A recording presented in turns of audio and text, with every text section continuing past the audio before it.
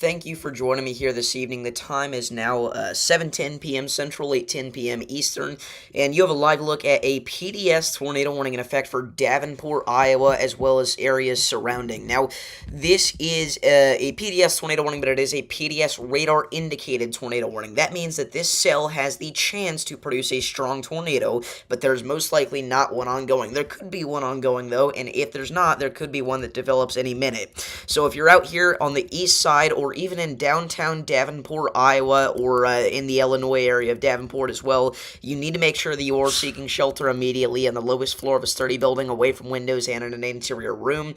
It looks like our velocities were occluding, but we did just kind of see a little velocity couplet handoff occur here. We now have an area of circulation over the Oak Grove area, and this is going to be moving into downtown Davenport and areas near Moline over the next several minutes. So again, if you know anybody out here in this area, make sure to give them a call or text. Again, this is not a normal tornado warning. This is a particularly dangerous situation going out for portions of the Davenport metro area. Again, not a confirmed tornado with this, but the chance that a strong one develops does exist. So you need to be either underground in a storm shelter or indoors and away from windows if you are in this area. Again, a potential for even a couple of, even twin tornadoes is a real potential here, guys. I mean, we still do have two separate velocity couplets. So again, if you are out here in this area, you need to make sure that you are seeking shelter immediately. Again, at 7:06 p.m., a possible large and extremely dangerous tornado was located over Taylor Ridge or near Rock Island, moving northeast at 50 miles an hour. This is a particularly dangerous situation. Take cover now. Now, earlier today, we actually did have a confirmed tornado, and actually quite a large one near the city of Norman, Oklahoma. This tornado developed just off to the south there of Newcastle, and it actually did have a debris signature associated with that on the correlation coefficient for a good 20 minutes straight or so. Likely some EF1 or EF2 damage we're going to start seeing coming in here on social media from areas around Newcastle and Norman, Oklahoma. And we did have a tornado warning that was a PDS tornado warning earlier today for portions of the Kansas City metro region, but there's no confirmation that that cell actually produced a tornado. We did see some intense straight-line damaging wind gusts, but there was a lot of inflow contamination on CC. It was a very messy situation, and there's not enough evidence to say whether or not there was actually a tornado on the east side of Kansas City just yet. We'll just have to wait until the National Weather Service does their surveying job. So I'm going to go ahead and pull up stream chat here. If anybody has any questions about their location, make sure to leave those down below. I'll try to answer them accurately and honestly. Again, we've got a widespread threat for severe weather continuing into this evening. We've got, again, that marginal risk extending all the way from the Canada to near the Mexico border. Again, we've got tornado warnings coming out all the way from parts of Texas back into Illinois.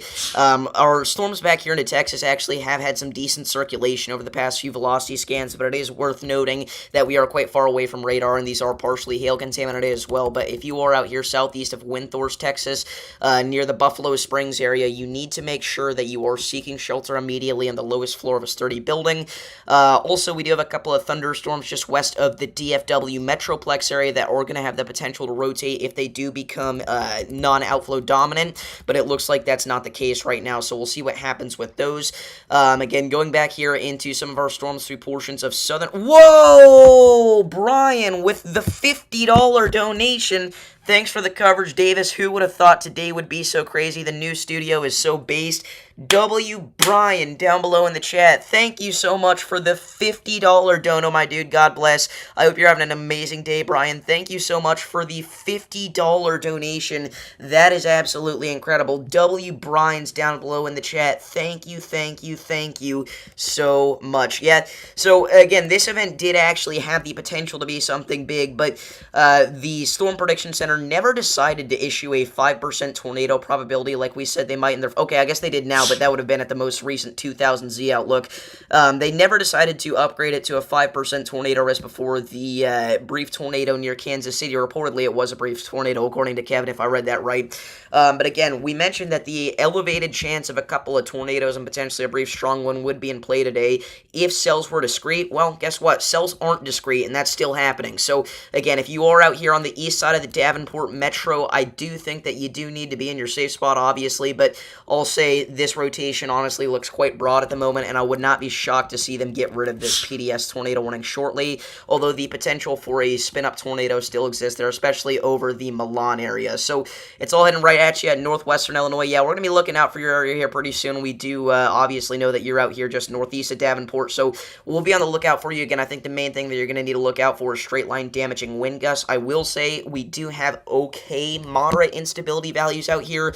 If we take a look at our surface-based cape on the HRRR model, you'll notice that they're sitting at around 1,500 to 2,000 joules per kilogram, and obviously it's a linear storm mode, but really those are the only two things that are kind of killing this setup here.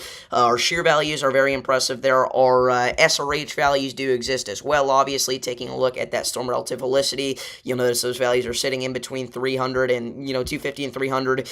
Our dew points out here in northern Illinois are sitting at above 70 degrees, so a pretty impressive environment out here for the potential of a couple of brief spin-up tornadoes. If the instability was higher and the storm mode was more discrete, I would say the potential for a strong tornado exists, but it definitely does not because of those limiting factors. But anyway, again, the potential for a brief spin-up tornado is still very much in play here southeast of Davenport, Iowa. We might have had a 10,000-foot debris signature near Katy, Oklahoma earlier. I haven't gotten confirmation it was actually on the ground, but very convincing signature. We'll check that out here. I did see that Katy and Wynwood had that pretty impressive area of circulation at a point. That would be back here to the north. Let's take a look at it. So your velocity couplet would have been located, let's see. Are you referring to, you'll have to let me know which area of rotation you're referring to, like the timing and stuff like that. What's going on, William? How's it going? Alan, the goats. Kevin, severe weather. It was like an hour or two ago. Okay, let's check it out here. We may need to go a little bit further back then. Again, I'm just trying to get a scope of where the velocity couplet was at first so that we can note what was a debris signature and what wasn't. Okay, are you referring to this right here in between Katy and Wynwood, northwest of Hoover? Let's check it out.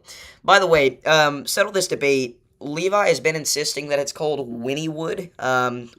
Everybody else in the gang has been calling him crazy. I don't think it's Winniewood. I think it's Wynwood. But you let us know down in the comment section below. I'm not sure. I don't. Are you referring to this? I don't think so. I assume not. Oh, okay, there you go. Well, I can say, I was going to say, I can say that's a CC drop. Obviously it is. Let's see, though. Can we pinpoint whether or not that was indicative of tornadic debris or if that was just some kind of contamination? I would say that that was probably, ooh, I don't know, dude. Well, this is a tricky one. So, it lines up perfectly, and you may know, oh yeah, well, it doesn't line up 5 scans later. Well, at this point, this was very obviously debris fallout, which doesn't have to line up with your original velocity couplet. There's the very real potential that that was a debris signature, yeah. I mean, I'd have to look at the reflectivity here, I suppose, as well. Let me see if I can quad box. Is it going to let me do that or not? I don't remember how to do that. Is it Command 4? No, it's definitely not. Let's look at satellite. Well, anyway, there is a very real potential that that was a debris signature, I'd say. Anything expected in New Madrid, Mississippi tonight? Nothing for Mississippi. I think the next few days could pick up for Mississippi, specifically if we go on to the day, I guess it would be the day 4 outlook as of right now. You'll notice that we have that slight risk of severe weather highlighted for the northern extent of the state. Where is the New Madrid area located? Let's see. Oh, that's Missouri. Oh, wait, you said Missouri. That's my bad. New Madrid, Missouri. Again, we'll be looking out mainly over the next several days. Again, at this point, you're not really looking at too much. We're expecting storms to die out pretty quickly by the time they make it towards that area, as there's going to be a lack of instability, lack of shear, lack of everything. I will say that the Storm Prediction Center Day 4 slight risk still does remain intact for you there in the New Madrid, Missouri area, right up along the mid-Mississippi River Valley area. So if you're in that area, I'd be looking out for some damaging winds. This Day 4 out outlook here, this outlook for Friday, it looks like it's mainly going to be driven by a damaging wind threat, but I will say a couple of tornadoes and potentially a couple of strong ones definitely can't be ruled out as of right now, looking at some of the soundings we've been seeing from that area. So stay aware and be prepared, looking like a pretty significant potential for that event. If I had to pinpoint where the greatest area of concern would be, I'd say it would be further south of you, but again, it is so far out that we don't want to make any calls too specific on certain areas like that quite yet. So, going back to our PDS tornado warning in effect now for the Davenport Metro. Again, some broad circulation there continuing to move off to the east of Milan, right at the intersection of I-280 and Highway 5 right now, right over the Rock River is where your velocity couplet's going to be located. It looks like we've had, a weakening in both of our velocity couplets at this point. Again, at one point there were likely two mesocyclones, two areas of rotation associated with this thunderstorm, but definitely not anymore, or at least they're not significant enough to call them, definite that they're producing a mesocyclone and have the potential to produce a tornado. Going back down to the south of Ada, Oklahoma area, again, some of these storms do have some pretty impressive velocities, but you have to keep in mind we are very far away from the radar here, and obviously that means that we're looking higher up in the atmosphere, so those areas of rotation are definitely going to be your elevated areas of rotation. That's not surface rotation or anything like that. I will say there's that news app that has like the radar out near Durant, Oklahoma. I'm assuming that would have a pretty good look at what we're exactly seeing right now. It's worth noting there are some lower precip zones likely indicative of inflow, even noticeable from the Oklahoma City radar embedded in our QLCS. So we'll see what happens. Whoa, OTR Trucker with the $10 donation. Thank you. No problem, dude. Thank you so much for the $10 donation. Our job here is to keep people safe and informed, and that's what we're going to try to do. But thank you so much for the $10 dono, my dude. W's in the chat for Trucker. Thank you so much. W's in the chat. I mean, that's all I have to say right now. I forgot to put Brian on the dono board for the $50 donation, so let's go ahead and do that first. Brian with the $50 dono. Again, Brian's goated. He's been here several streams in a row. Always very supportive and very generous. And then Trucker with the $10 donation as well. Thank you so much, my dude. So we'll go ahead and put that in the top left-hand corner of your screen. There you go.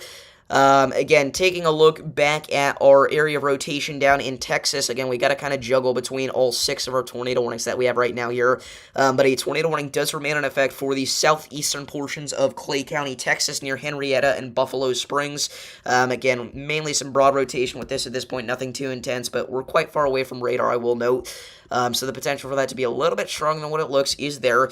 Tornado warning does remain in effect for the north side of the Tulsa Metro, specifically near Skiatook, home of Weston there.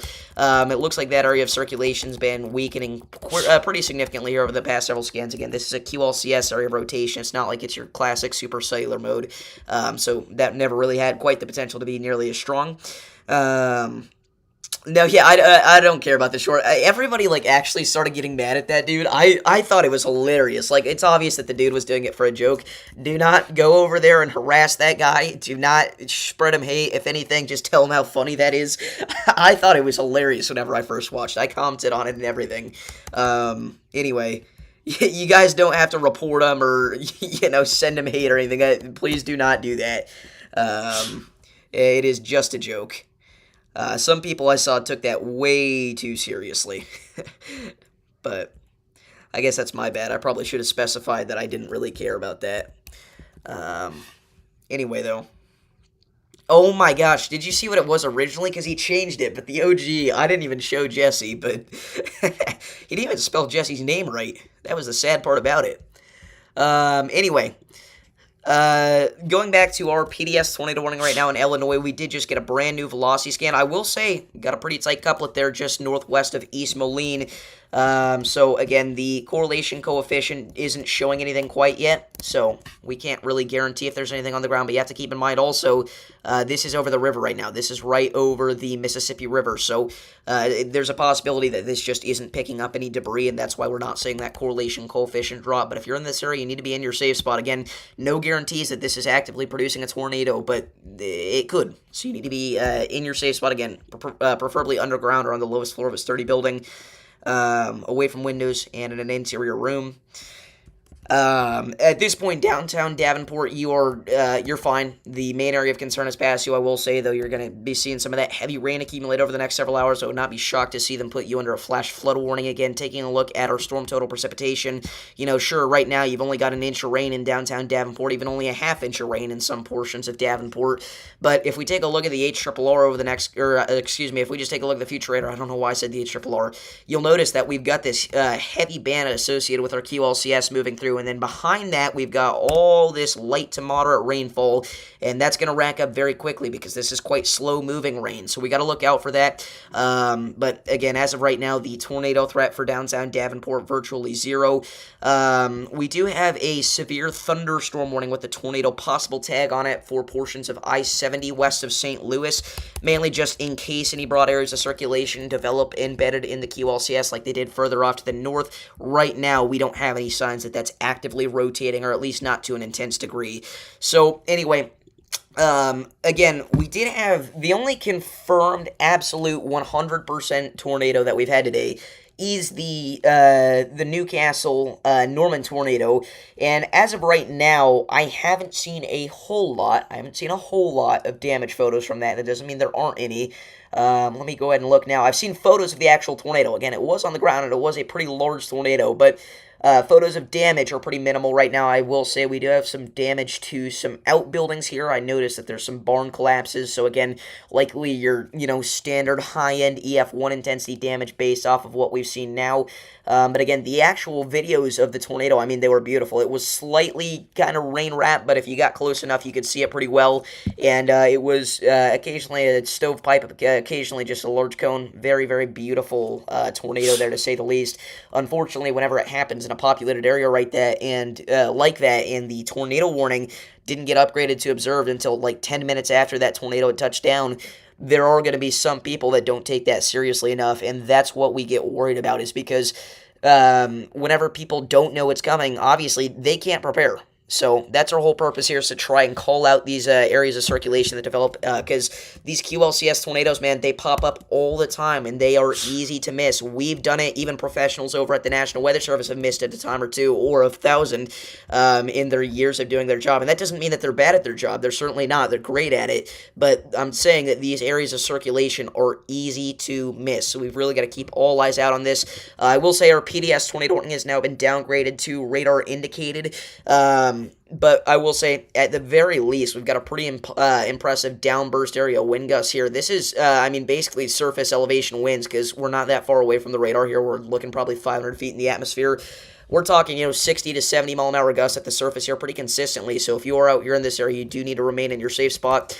Still kind of a little broad area of circulation there just north of East Moline as well, near Watertown. Anyway. I will say we are going to be facing a threat for severe weather tomorrow. I don't think it looks nearly as significant as today's. I think that it's mainly going to be a gusty wind and small hail threat, but there is going to very, very slightly, for a very, very short period of time, be an environment that exists where the potential for a brief tornado cannot be ruled out. Again, you'll notice how many different caveats I'm putting on that, because this is not a set-in-stone threat. It's not a high threat. It's not really a threat that we even know for sure is going to exist. But just based off of the HRRR models, ingredients that it has out here in this environment, it's definitely not impossible that we see a brief tornado develop. Again, we've got that surface cape. We've got that wind shear to a certain extent. It's not a whole lot of wind shear, but in the first 6 kilometers of the atmosphere, we do have about 45 to 50 knots. So definitely going to be an environment that has the potential to bring us a couple of tornadoes in the late evening time hours. Again, I don't think it's a high threat by any means necessary. I think it would mainly just be a gusty wind and a small hail threat. Again, I'm kind of biased because I'm out here in this area, if you're not aware, but I kind of want to see some stuff happen, obviously. So we'll see what goes down, but likely not going to be any sort of stream tomorrow, at least for severe weather coverage. I was thinking about doing a chill stream tomorrow night. If you're not aware, we tried to do a couple of streams over the past several days, and we've had so many technical difficulties. Again, I've been needing to get everything in here properly set up so that things like that don't happen. So that's my bad. But I think we should avoid those mostly going into the future here, and I hope that we can have a good stretch of streams in this room. I don't know what the word I was looking for was, but I hope that you guys are here to join me for the ride because I'm very excited to finally move out of that room. It's kind of sad at the same time, but guys, it didn't look like it over the stream all the time, but that computer was falling the freak apart, man. I mean, it was impossible to do anything on that computer without it taking 5 hours. You know, I'd upload a freaking 10-minute forecast video, and it would take it 2 hours. It was quicker to upload it from my phone. I mean, it got ridiculous. So, very glad to be doing this on a much faster operating system. Again, even if there's still a few things that we have to fix. The main thing being the lighting on my freaking face. I figured whenever it was daytime out, it would be a little bit better, but it's not. So I gotta fix... Oh my goodness, ladies and gentlemen. We've got so many donos. First of all, Mayday with the 25, William with the 10, and Alan with the $25. Oh my goodness. W William, W Alan, and W Mayday down below in the chat. Thank you so much. You guys are incredible. Seriously, from the bottom of my heart, thank you so much, guys. That is awesome. I appreciate those donations a lot. Thank you so much. W's down below in the chat. Again, those people have always been quite incredibly generous on this channel, and I really do appreciate it. Again, donations are not required in any way, but they do help out a lot. But yeah, thank you guys so much. Thank you, William, Alan, and Mayday, all for the donations. That's awesome. Thank you guys so much. No, yeah, I know. He insists on making something on every single thing that I say. It's like, okay, I see how it is. But I'm not gonna lie, it's a little washed. The arguments that have been happening aren't really based out of a whole lot of logic. And a lot of random different points that are opinion-based rather than fact-based. That's what I'll say. That's what I'll say. By the way, we do have a Jesse Slabber out there today, folks. We've had several supercells pop up across southern Nevada. The main threat that's been bringing is a flash flooding threat. You'll notice that we do have a considerable flash flood warning in effect for several different counties across western Arizona, southern Nevada, and southeastern California here. Taking a look at the storm total precipitation, you'll notice, hey, you know, why is this a considerable flash flood warning? It's only 4 inches of rain. Well, out here in the desert, that is a lot. That is a lot of rain, so you got to be careful out there. Make sure you are avoiding flooding, driving in flooded roadways. Again, the main things that have been, I mean, these are shear sales. That's what I like to call them. Whoa, severe weather with the 2-month renewal membership. Thank you so much. God bless you. God bless too. I mean, that's awesome. Thank you so much for the renewal of your 2-month membership. Remember, guys, members get access to exclusive content, early access to certain videos. You get access to shoutouts at the end of every forecast and more. So thank you so much for the renewal of your membership. That's awesome. Thank you so much. W's in the chat. But yeah. Anyway, thank you so much. What was I saying? Vincent can't tell me today's comment didn't age well. He fell for a satire comment I made on the Oklahoma performance under a week ago. I was saying a violent tornado was possible in that day. I don't understand.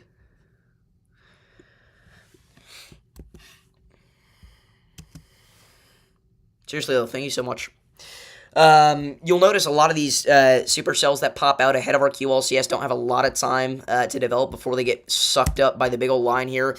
And that's the main reason that our tornado threat hasn't been too intense for today. Again, this was expected to be a relatively insignificant event. And again, I did think it was a little bit more impressive than what the SPC was forecasting, but mainly across the mid-Mississippi Valley, I didn't take into account that the parameters in play for Oklahoma were so impressive, but it turns out they were. I mean, I guess they were kind of just hidden in plain sight. Suppose I wasn't looking good enough. Again, I mean, we had, 12 states to watch for this event, and we've got events for the next several days after this, but I mean, even at 7 p.m. now, you've got 3,000 instability. You've got yourself, 50 knots of shear. Your SRH values are honestly quite high out here in Oklahoma today in areas where the supercells are popping up. Obviously, they're much higher, but they're about 600. I mean, this was always kind of set up to be a decently significant chance for a couple of tornadoes. I will say that those parameters overperformed a little bit. They weren't expected to be quite that high, but still, they looked a little bit more impressive on the models than I think I was giving them credit for. So honestly, that was just a bad analysis on my end. Mainly because I hadn't analyzed a whole heck of a lot. But anyway, we do have a developing area of circulation quite intense here. I noticed this last scan too, but now definite over Cambridge, Illinois here. We've got a pretty strong area of circulation. So if you're in this area, again, make sure you're staying in your safe spot along I-80 between Geneseo and Anawan. Again, this is a radar indicated tornado warning here.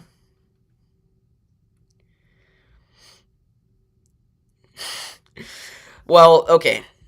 So it's not a 10 hatch. All right. The reasons being is number one, it didn't even perform as a 10 hatched. We've had one tornado that doesn't verify a 10 hatched. Number two, again, the environmental features overperformed a lot. We were not expecting this much instability. We're not expecting this much shear. The surface shenanigans have put a huge role into today's event, and those are hard to forecast sometimes. So this event was just very, very hard to forecast yesterday and say, oh, there's going to be the potential for a strong tornado or two. Oh my goodness, OTR Trucker with the extreme membership. The extreme risk membership. Thank you so much. W's down below in the chat. That is awesome. W's in the chat for OTR Trucker. Thank you so much for the extreme risk membership. That is incredibly generous. Thank you so much, dude. I really do appreciate that. I see somebody asking about Rockford, Illinois. Rockford, again, at this point, Rockford is mainly going to be looking out for a damaging wind threat, and it's mainly going to come over the next couple of hours, right? Again, are approaching QLCS right now in the Davenport metro area. You'll notice that these storms are moving off in your direction. I will say a lack of instability will cause these to weaken significantly, but the threat for a couple of isolated damaging wind gusts still exists around 10, 11 p.m. in the Rockford metro area, so make sure you're on the lookout and make sure you have multiple ways to receive alerts. Anyway. Oh, we posted a new video? Let's see. Davis does weather hater. Let's see. I can't find it.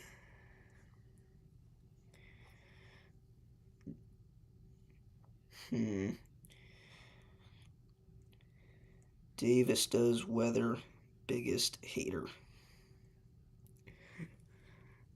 Again, do not go, report this guy's channel or anything. It's not necessary. I think this is hilarious. I can't find it. You can put the link in chat if you want, Kevin.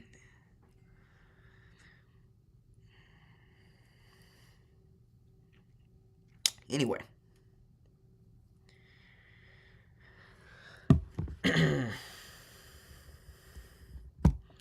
Oh, let's see it.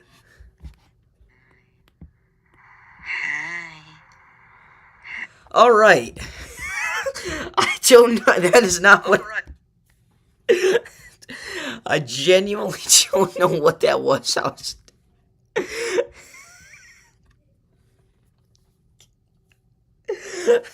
I did not expect that.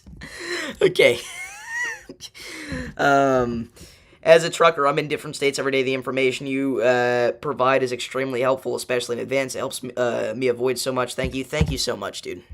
I'm glad that we're able to help you out. Again, that's the whole point of the channel here. If I wasn't, if I didn't have an audience, I would just be looking at radar anyways, like a little nerd that I am. So I'm glad that we're able to help out people while we're doing it. That's awesome. Anyway, again, at this point, we've only got 3 tornado warnings that remain in effect for now. One of them for a broad area of circulation approaching Colgate, Oklahoma. The other 2 being in effect for our Davenport QLCS portion. Again, the most intense area of circulation would likely be the one just east of Cambridge. And again, that's really not even that impressive at this point. So we're kind of just chilling right now. But yeah. I will say we do have another developing area of rotation, potentially northwest of Kewanee, so we'll look out for that. But at this point, watching things kind of settle down here. But yeah. By the way, I am absolutely certain that 90% of you guys already know this now, and I'm not just now finding this out. It's just that we haven't streamed in several days, but the 2024 data for Tornado Archive is now officially out. So go check it out. Again, 2024 was a hyper active year. This graph shows it. Again, here are all the tornadoes that we had occur in 2024. Not all of them. They've still got a few more to add in, I noticed. Specifically from the December 28th outbreak and the April 26th outbreak, but 2004 tornadoes. Again, 2024 was a year that I am never, ever going to forget, because it was the year that our channel really started to pick up some steam. It was the most intense year for severe weather of all time. No, I did not mean to say that. I don't know why I said that. It was not the most intense year for severe weather of all time. It was not even close. Why did I say that? I was just talking and I wasn't listening to the words coming out of my mouth. 2024 was not the most intense year for severe weather of all time. No. Okay. That is not what I meant to say. 2024 is the most intense year for severe weather that we've had in a long time. There we go. It is not the most intense year for severe weather of all time. I don't know what compelled me to say that, but anyway, again, in all seriousness, a very intense year with a specific focus on the Central Plains as well as portions of Dixie Alley, it looks like. But again, if you take a look at the closer analytics, most of these, EF1 and EF0 tornadoes in Mississippi, they come from the December 28th event. Obviously, it's cool to see the Milton and Beryl tornado outbreaks come into play, because those hurricanes brought some of the most intense tornado outbreaks of all time, specifically Milton. Milton was unmatched whenever it comes to hurricane-related tornado outbreaks. I genuinely don't think there's ever been anything like it. Specifically, the Fort Pierce tornado was obviously very devastating. You also had things like the EF3 that moved through Loxahatchee Groves, the EF3 that moved through rural South Central Florida, the Fort Myers EF2. It was a horrid outbreak. It was extreme. And again, Beryl, also a very intense hurricane for several tornado outbreaks. The first coming across the Arklatex area.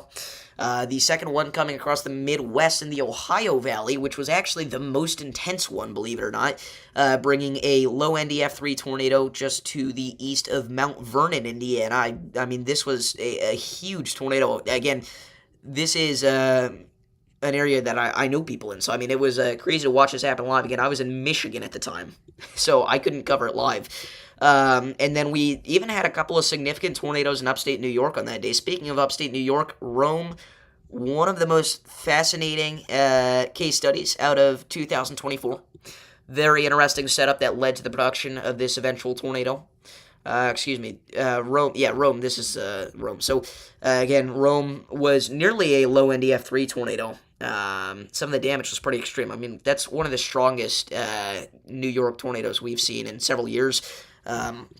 Let's refresh our memory here. Do we have anything like that in recent history? What is this? I do not remember this. Whoops. I do not remember the Constableville. I do not... Oh, wait. Was this... No. I remember the outbreak it was associated with, but I do not remember that tornado. Oh, that was the... Yep, okay. That makes more sense. That was the 45 wind threat on the East Coast. Okay. So I suppose you can make the case that that tornado was more intense. I guess that it only got the EF3 rating from treaty barking. Correct me if I'm wrong on that. Or I guess I can't really get it just from treaty barking, can it? I can get an EF4 rating from treaty barking. I suppose it could get an EF3 rating from treaty barking. I don't know why it couldn't, but I'm saying all sorts of goofy stuff today. 2022 didn't bring anything quite like Rome to New York. 2021, I don't think did. Yeah. 2020, I think was no. Okay, 20. I remember there was some year that was pretty intense for upstate New York. Maybe I'm an idiot. I don't know, but definitely a pretty intense year for upstate New York in general. Jesse, how's it going? But yeah. Anyway, I don't know why we're hyper focused on that. A tornado that I think was not talked about enough, not nearly enough, was the Bude tornado. Bude, Mississippi was one of the largest Dixie Alley tornadoes of the year. In fact, I think it is the second largest. Only second, or I suppose it was actually larger than Port Arthur. So, I mean, arguably the largest tornado of 2024 in Dixie Alley, unless you count Arkansas's Dixie Alley, in which case, obviously, the nearly 2-mile wide EF3 near Decatur was quite a bit larger than that. But,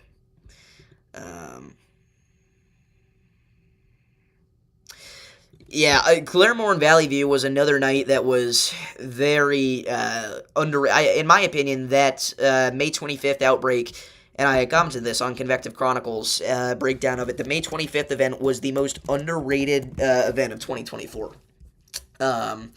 First thing, you have the largest tornado of the entire year in that event, that of which being Decatur, Arkansas. You've got the deadliest tornado of the entire event, or of the entire year as well, from this event in Valley View, Texas. You've also got an extremely large, over mile-wide tornado that impacted Claremore, Oklahoma at EF3 intensity. You've got even these tornadoes in north central Arkansas, and specifically the tornado that impacted the Poplar Bluff, Missouri area. These were beautiful, beautiful tornadoes in general. I mean, they were very photogenic. I mean, this was an outbreak to remember. What's my criteria on Tories? Should they be reserved for high-end dire situations or be spammed on every EF3+? See, that is a really tricky question because I'm sitting here and I'm thinking during the Western Kentucky tornado of May 26th, why did we see 4 Tories for that whenever it's a low-end EF3 in an area where 100 people lived? But at the same time, those people need to know the urgency of the situation. But by definition, I suppose tornado emergencies should be reserved for tornadoes that are EF3+ in a populated area. What that population limit should be, I think, is around probably, I'd say, like 4,000. I think 4,000 or more people is a pretty reasonable estimate. But I don't necessarily think that we need a Tory for every EF3 tornado. You know what? I say that 4,000 number. I also said at the time that Whitman should have gone Tory. And Whitman had nowhere near the population of 4,000. Whitman, Nebraska tornado. Or what? No, Whitman, Nebraska population. Let's see. Yeah, Whitman has 200 people. So, I don't know. Maybe I was over-exaggerating on that night just due to the lack of warning in general with the Whitman tornado. That was still the most frustrating moment of 2024. But, I don't know. Yeah, I don't know. See, that's what I would say, but then the question becomes what constitutes, quote, a very bad situation? Is it whenever the tornado is likely EF4+ intensity? Is it whenever the tornado is EF5 intensity? And what is the population limit that it stops being just every EF3 at? Here's what I will say. If you have a tornado that is EF3+ in a metro area, it should go tornado emergency 10 times out of 10, 100 times out of 100, 1,000 times out of 1,000.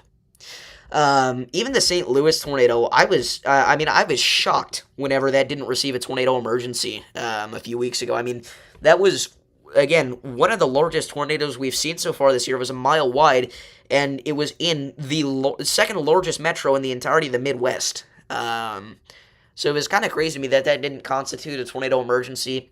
I will say it didn't look nearly as intense. The damage wasn't nearly as intense as I thought it would be whenever looking at that radar imagery, admittedly.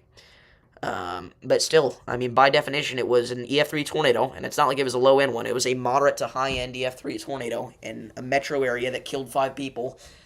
Um, that's a bit of an iffy situation, just because the warning time potential in that was a little iffy, just because the tornado, by the time we knew it was on the ground, it was kind of already out of downtown St. Louis. Very similar situation as to what happened with Joplin. But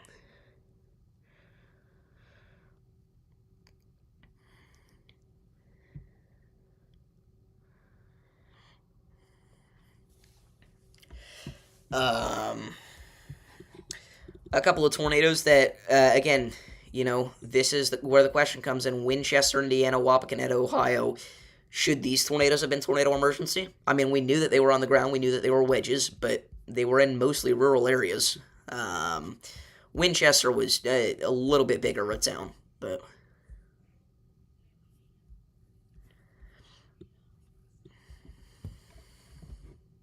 anyway.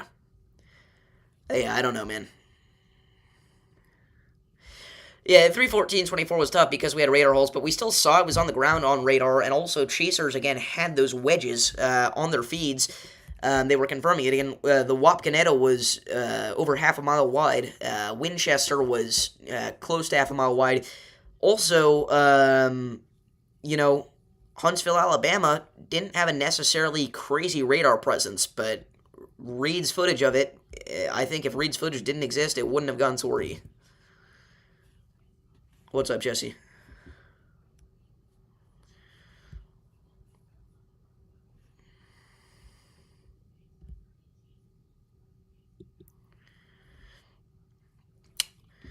There's also the case that usually smaller towns have poor construction, and therefore maybe a tornado emergency should be put in place just to convey the urgency of the situation, since their homes have a less chance of survival.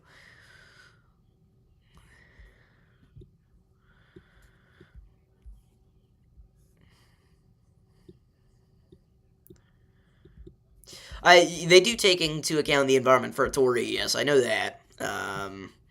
I don't remember what the exact criteria are, but I know that it exists. And that makes sense, because you don't want to issue a Tory for a tornado that's not going to be on the ground for 5 more minutes. Um, I mean, that's exactly what happened with Joplin. Joplin didn't get killed, though, because it was a bad environment. Joplin got killed because it was not discreet. Talking about the tornado, by the way, not the town.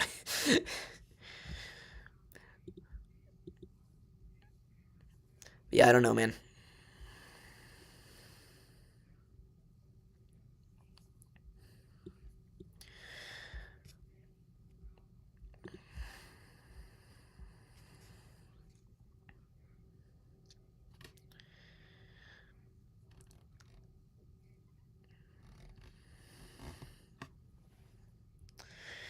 I think the people that wouldn't issue to a PDS tornado warning, though, probably wouldn't listen to a tornado emergency. That's just my take on that, honestly. Um, I mean, that's probably not true in every case, but I don't know. And that's not to say tornado emergencies don't matter. Oh, they can throw one out. They may not throw one out. It doesn't matter. But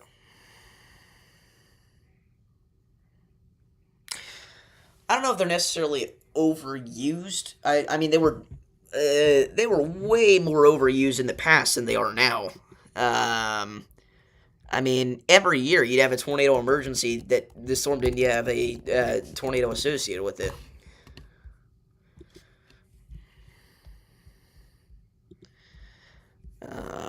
For example, here is the list of all tornado emergencies. Look at this. May 7th, 2003. You've got, let's see, 1, 2, 3, 4, 5, 6, 7, 8, 9, 10, 11 Tories that day. 4 of them didn't even have a tornado associated with them. 5 of them were an F0. One of them was an F1 and one was an F2.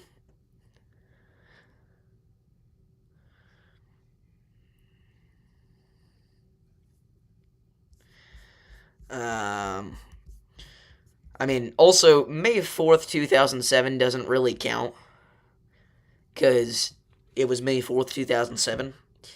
But a lot of EF zeros that day and EF ones that received a Tory. But to be fair, again, after what we had seen with Greensburg, it was pretty reasonable to issue a tornado emergency, or it would have felt reasonable at the time anyway, with the lack of correlation coefficient data on radar and the fact that they were nighttime tornadoes, to issue a tornado emergency for all of them whenever tornado emergencies were less established.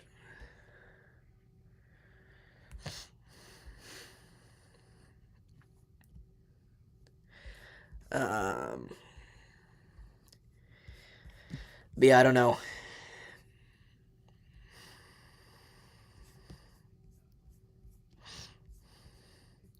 I mean, the April 7th, 2006 outbreak also had a tornado emergency for an F0, which is something that we don't discuss that in the documentary we have coming out, but we do have a documentary coming out on it. That's what I wanted to bring up. So make sure to turn your notifications on for that. I'm signed into Davis's games here. We've got a few new videos on that channel, so make sure to go check those out as well. But April 6th, what am I saying? June 6th, we are premiering a very in-depth documentary on the April 7th, 2006 event, why it seemingly flops, why a 60% hatch tornado risk was issued in the first place, the tornadoes themselves, and more. So, do I think Thursday is going to be a tornado outbreak? Thursday, maybe. Friday, yes. That's what I'll say. Thursday has the potential to be a tornado outbreak, but it looks like more of a damaging wind threat than anything else to me. Here's your NAM run. It looks like it looks like it has the potential to be a derecho-like event.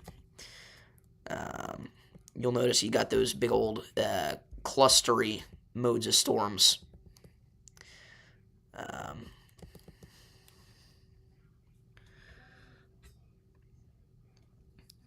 Yep, only 60% hatch tornado risk in history. A lot of people, this is something else we talk about, a lot of people say that, what's the day? April 14th, 2012 had a day 2 60% hatched risk that was downgraded at day 1 to 45% hatched. That is not true. The April 14th day 2 risk, it has the... Shoot, that's not what I'm looking for. These are not the outlooks you're looking for. Shout out to you if you know that reference. This is what a lot of people think was the 60% hatched on April 14th. Tornado threat, and technically, yes, it's a 60% hatch risk, but that is a general severe weather probability. You'll notice it says probabilistic outlook. That's not tornado outlook. But yeah.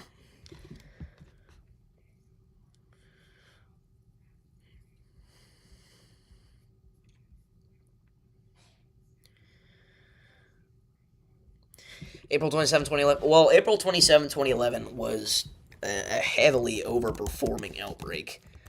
It goes without saying that the synopsis itself was very impressive, but was it most impressive in all of Dixie Alley history? No.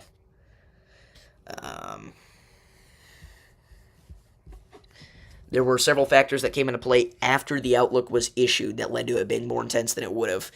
And maybe if we knew that those things were going to be in place, they would have issued 60 hatched.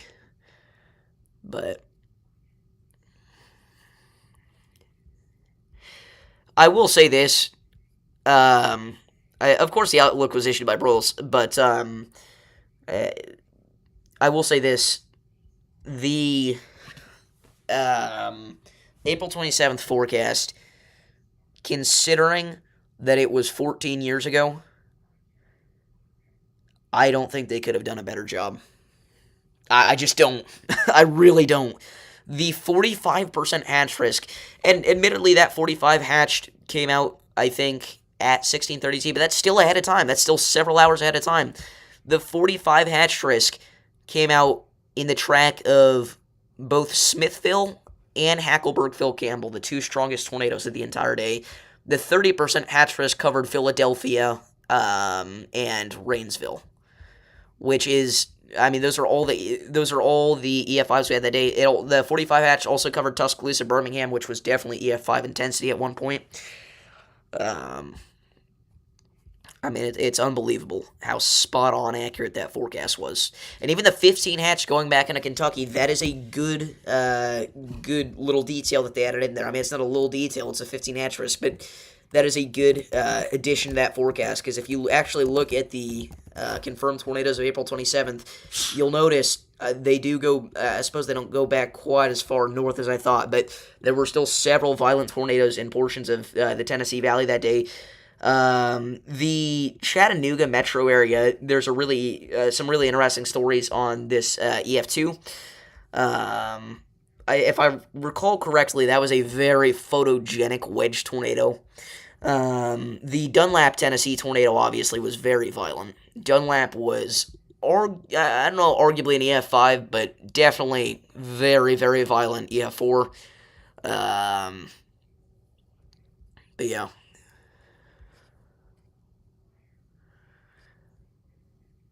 Listen, I said the day of that May 16th should have been a high risk, and I got clowned on for it. Not by everybody, admittedly, but by quite a few people. And it absolutely did perform as a high risk. In my opinion, May 16th was a comparable outbreak in intensity to December 10th, 2021. There, I said it. Here come the headlines.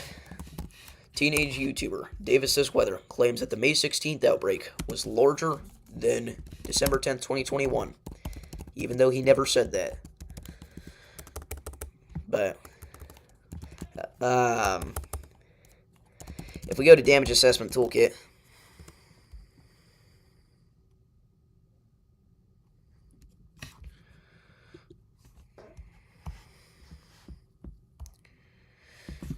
it technically verified as a high in 15 hatch, but that's just because it was such a widespread event. If every single one of those tornadoes happened in, the same state, it would have verified as like a 60 hatched.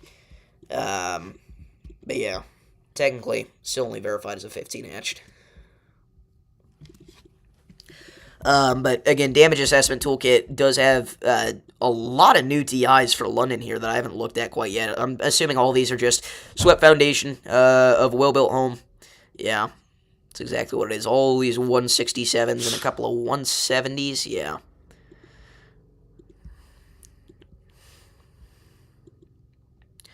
But definitely a very violent tornado that did not get the proper level of warning just because of the fact that it was not able to be issued due to lack of upper management at the time. Which is a pretty sad thing to see. I honestly think that it was at its most intense point in between Somerset and London, like near Dykes. It was much weaker by the time that it hit downtown London, obviously. But the question is, where did it peak in intensity? And it would have to be somewhere between Carson Ridge and Dykes. And again, unfortunately, I guess this is actually a fortunate thing. I shouldn't say unfortunately. Unfortunate for its rating, because it's not going to be able to get much higher. But fortunately, all that is out here are trees. And all those trees were either snapped to a stub or debarked. Alan with the 5 gifted Davis Does Weather memberships. Thank you so much. W. Allen down below in the chat. Congrats to Richard, Rosman, Jen, Bike, and Renita. Thank you so much, dude, for the 5 gifted. That is incredible. W. Allen. Oh, my curtain just fell. W. Allen's down below in the chat. Thank you so much for the 5 gifted Davis Says Weather membership. Enjoy your perks. Again, you get access to exclusive forecasts. Or not exclusive forecasts, but exclusive videos, early access to certain videos. You get shout-outs at the end of every forecast and more. Thank you so much, Alan, for the 5 gifted memberships. That is incredible. Again, Alan is the go to the community. So, everybody, show some love in the chat for Alan. Thank you so much. That is awesome. Alan's the GOAT. W. Allen's down below. Is Sam taking a break from YouTube? Okay. I know some lore, but I'm not going to share it. But I know some lore. He's taking a break from YouTube or just a break from posting? I feel kind of bad because he got all these new subs, but the problem is they were off of short form streams, and none of those subs ever come back to watch videos whenever you get those subs from short streams. So, anyway.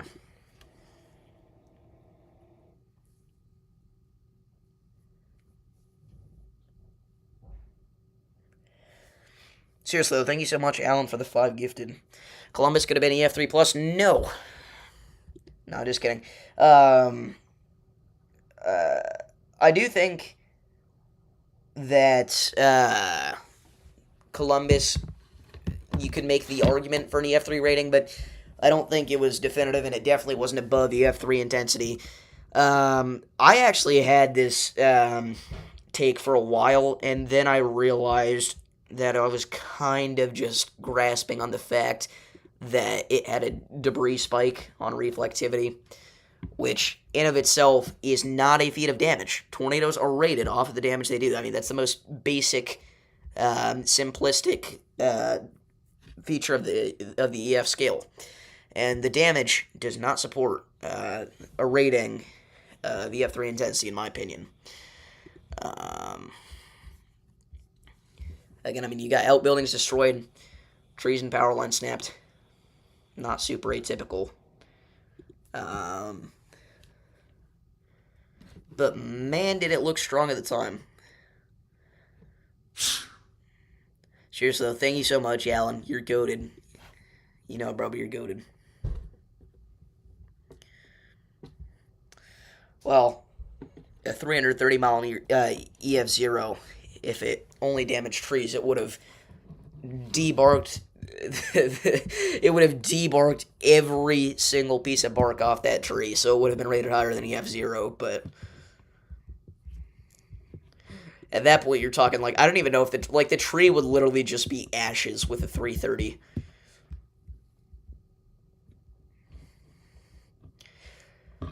What do you guys think? First of all, alright, new topic of discussion.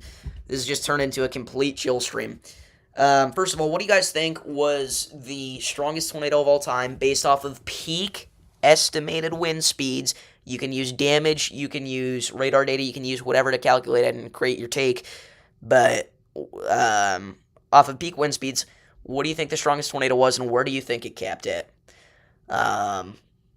And in turn, this should give us some opinions on what people think the highest wind gust associated with the tornado of all time was. Because I personally don't think we've ever had any 330 surface gusts, or at least anything definitive enough to say it.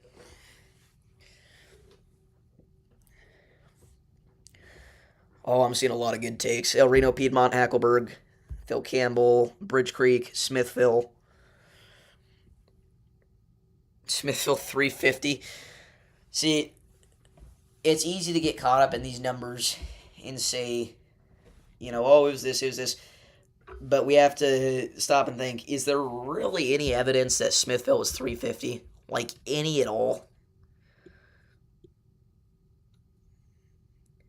Yeah, Bridge Creek was definitively 321.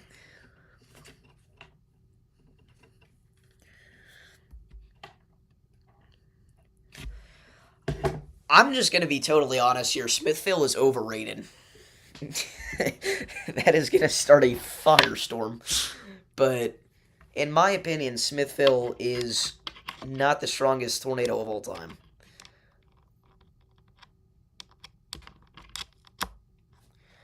I really think Smithville's overrated. I do. And I don't think anybody can change my mind on that. People are going to take that and say that I think that it was weak. No.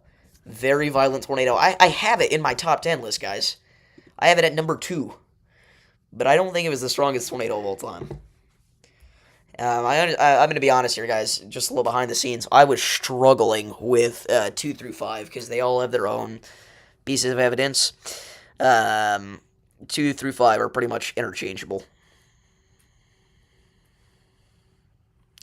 I don't understand why we say it was exceptionally violent just because it was moving at 60 miles an hour. Like, yes, That is very fast, and obviously, the quicker the tornado, if it still causes the same level of damage, that's more impressive.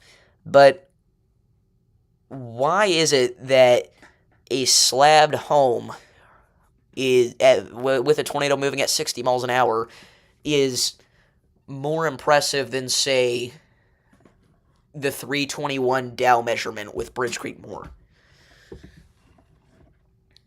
Reno Piedmont was easily 330. See, I just don't think that a lot of these tornadoes actually hit 300-mile-an-hour wind gusts at the surface like we think they did. Even like the Dow measurements, those are not 100% set in stone, and they're usually not at surface level.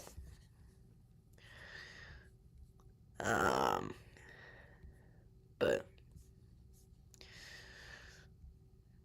I don't know.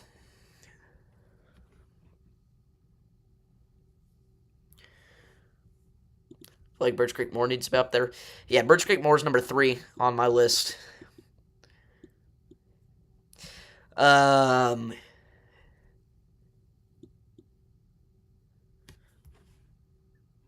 yeah, none of my opinions on Dow data change from them. I think he seems to think that I think that Dow data is like 100% a guaranteed measurement of a tornado's surface wind gust 100% of the time with no errors. I don't think that. But you have to admit, even if it's not, if a tornado has the highest out of that category, it's impressive. Okay, let me put it this way. If somebody said, oh, slabbed homes are 500 miles an hour, and that was the general consensus, obviously it's not true, but the tornado with the most slabbed homes wins in that category. It has the most slabbed homes. Okay, that was kind of a bad example of what I was saying. It makes it sound like I'm trying to say something different, but Davis's weather confirms that slabbed homes are 500 miles an hour.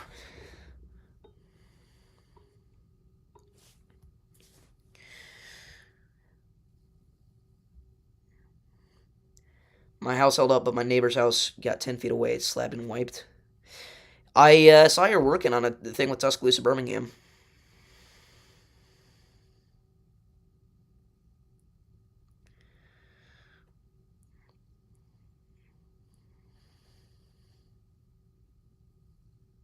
That's awesome.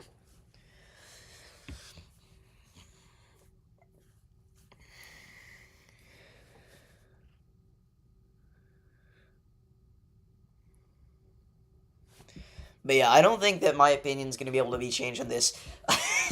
I almost thought that since I said this is the final time I'm doing this, because you have to understand this is a topic, and longtime viewers will know this is a topic that my opinion has changed on 80,000 times, and I need to give it up because I'm never going to come to a conclusive, definitive answer 100%. But I think this is the closest I can possibly get without driving myself insane. You can ask Jesse. There was one night where I was legitimately like, okay, what was stronger? I don't even remember what it was. It was Xenia or something else. But I was like driving myself mad trying to answer the question.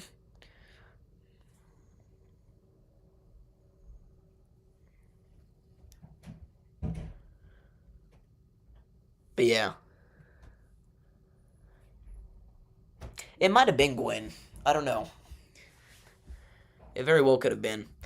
And I'm going to be honest, I know I said this was my final list and I couldn't be convinced otherwise. I'm going to backtrack on that real fast because I think that Gwen probably should have made the list. If Xenia makes the list, Gwen should have made the list, and I think that that's just, I don't know.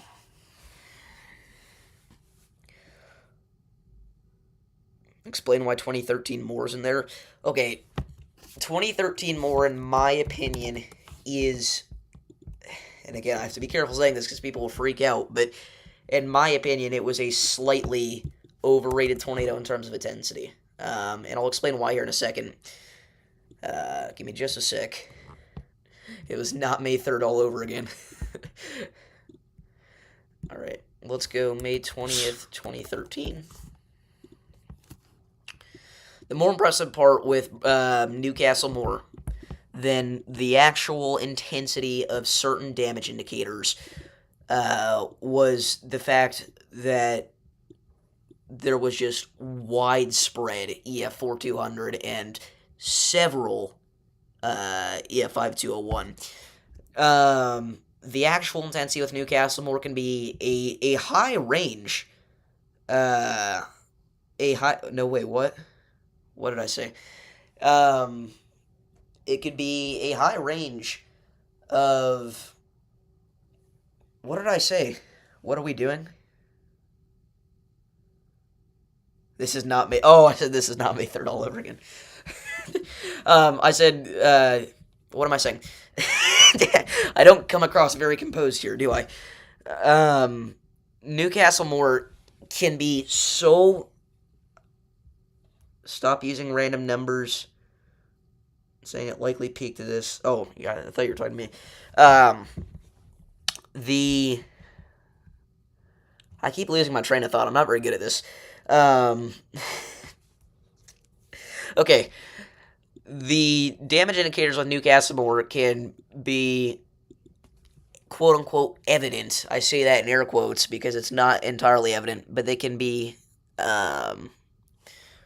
ranged from a high number of variables. I probably sound like a madman right now, but the damage indicators with Newcastle Moore don't come across to me as like entirely like super impressive. Now, Damage Assessment Toolkit isn't going to have all of them because it was 2013, but I've looked at all the EF5 damage indicators, and I believe this was the most impressive one I said. Good bolting and toenailing, not a lot of debris left. Or was it back here? I think it was back here to the west. Hold on.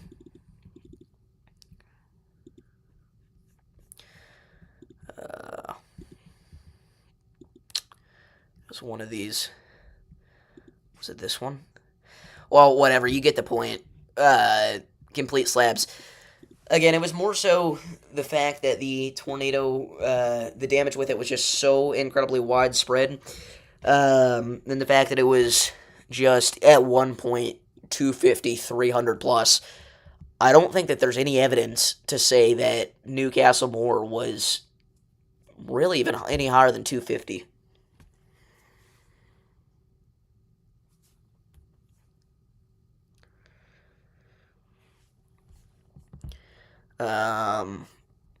And again, I'm kind of shivering saying that because I already know there's going to be a lot of people that contest that, but I think I stand my ground with that one. I really don't think that there's any evidence that Newcastle Moore was 250 plus.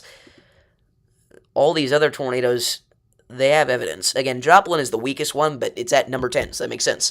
I think Joplin and Newcastle Moore are probably interchangeable, per se. And again, then people are going to say, well, why was Newcastle Moore not on the honorable mentions then? If I went through every tornado that was an honorable mention, this would be a community post that would take, 5 hours to scroll through. I just went with some of the two most impressive ones. That's what I did.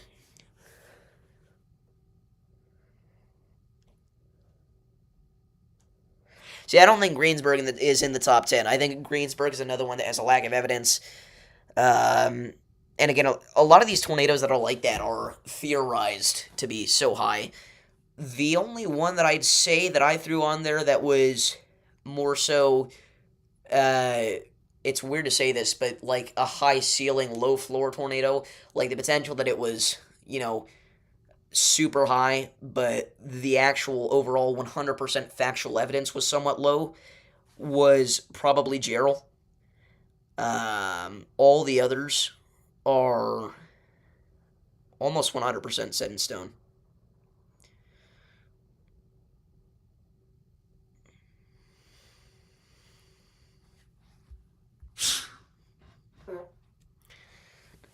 I don't know if y'all heard that, but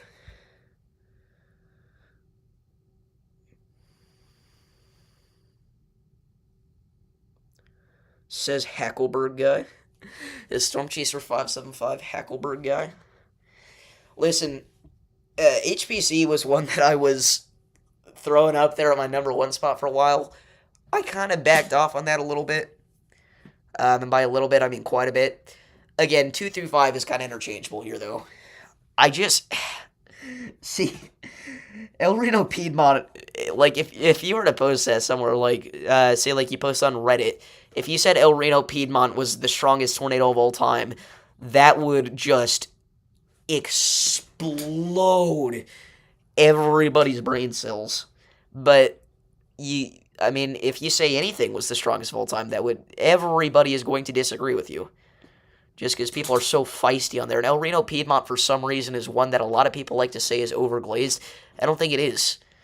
I don't think El Reno Piedmont is overhyped. I really don't. I don't see why people are saying that. El Reno Piedmont had one of the most intense damage indicators of all time. El Reno Piedmont was consistently throwing out unnecessarily intense damage. It was an incredibly violent tornado. The environment it was in certainly supports that kind of tornado. May 24th, 2011, interestingly enough, if you take a look at the Storm Prediction Center outlook here, you'll notice, again, that 45% hatch risk.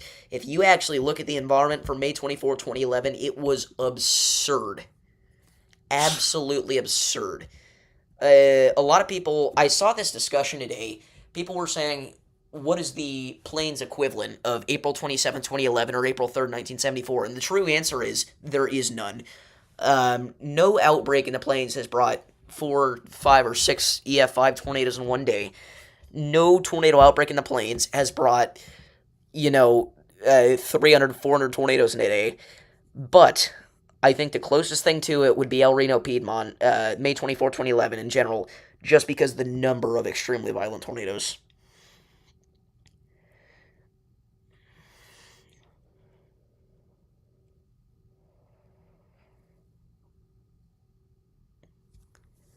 Unnecessary damage. It's a tornado. That's what they do. Oh gosh, people are freaking out. Barnveld was very bad as a local. Goldsby was something of a different breed. Goldsby, I'm gonna look really stupid for this. Okay, this is Goldsby. Okay, just don't. Just don't. Just don't even question it. Goldsby was incredibly violent. Goldsby is another one that, even before the EF5 drought started, people were like, this was an EF5. What is going on?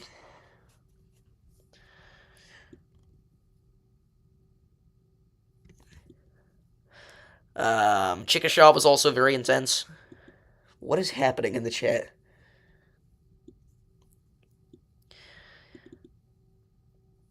But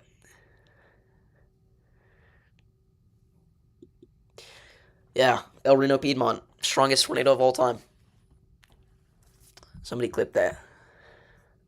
Just because you could show that to people, and 50% of the people you'd show it to would absolutely lose it if they're in the weather community. Goldsby and Chickasha deserved EF5. I think definitely at least Goldsby. I think Chickasha probably did too, if I'm being totally honest.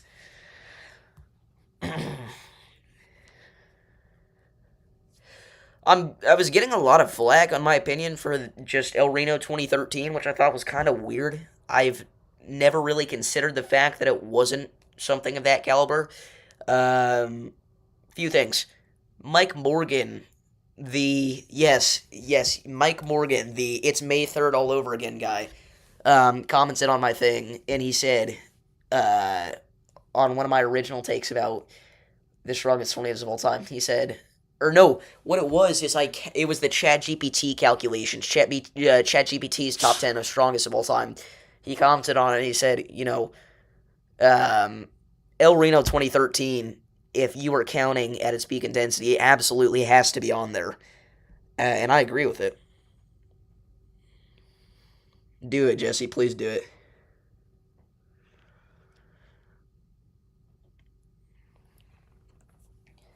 Like, seriously, do it. It would be hilarious. But, I don't know. I thought that was awesome, though, that Mike Morgan is arguably, like, the most famous person to comment on one of my posts. He's like the James Spann of Oklahoma. Um, Mike Morgan, it's May 3rd all over again. I don't know if I can show that on stream, though, so I'm not going to do it, but watch this clip if you haven't already somehow. Also, watch the Swaggle Studios video on the top 5 tornado coverage moments, because Gary England, James Spann, Mike Morgan, I just spoiled half the list, but all of the moments mentioned on there are absolutely incredible. You know, for the longest time, I always thought that Andover 1991 was on the list. And I think Andover is one that is slightly overhyped. Please don't hate me. What was the Tri-State 1949? Tri-State 1949 was an exceptionally violent tornado that tore through the Southern Plains. It is the Southern Plains equivalent of Tri-State 1925. It was from the Texas Panhandle back through South Central Kansas. Or I suppose this was 1947. Did I say 1949 on my post? I think I said 1947. If I said 1949, I meant 1947. But exceptionally violent tornado. Actually, if you look at the stats, it is, I want to say, the third longest tracking F5 tornado of all time. Don't quote me on that. Path length over 207. Second longest. I don't know what I confused it with, but yeah, obviously, Tri-State 1925 was the longest. Tri-State 1947 here, second longest. Stream title, no PDS. Now, I'm just going to leave it there for the memes at this point. I don't want people to join in and hear me say something out of context anyways, and then just, like, freak out about it. Candlestick Park was 205 or 203, something like that. Also, Candlestick Park is never talked about, and I don't know why. It was the longest tracking Dixie Alley tornado outside of the... What's its face? What's its face? I'm going to get this without looking at it. I'm not going to get this without looking at it, am I? Was it the longest tracking of all time in Dixie? I really thought there was something higher than that. Wait, Candlestick Park wasn't over 203? It was 202. Alright, see you, Jesse. Thanks for tuning in.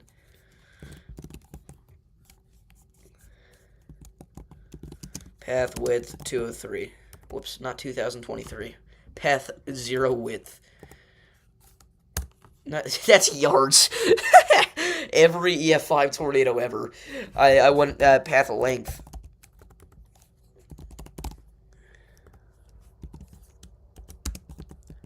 .202. I wouldn't have been 203 anyway. We just established that.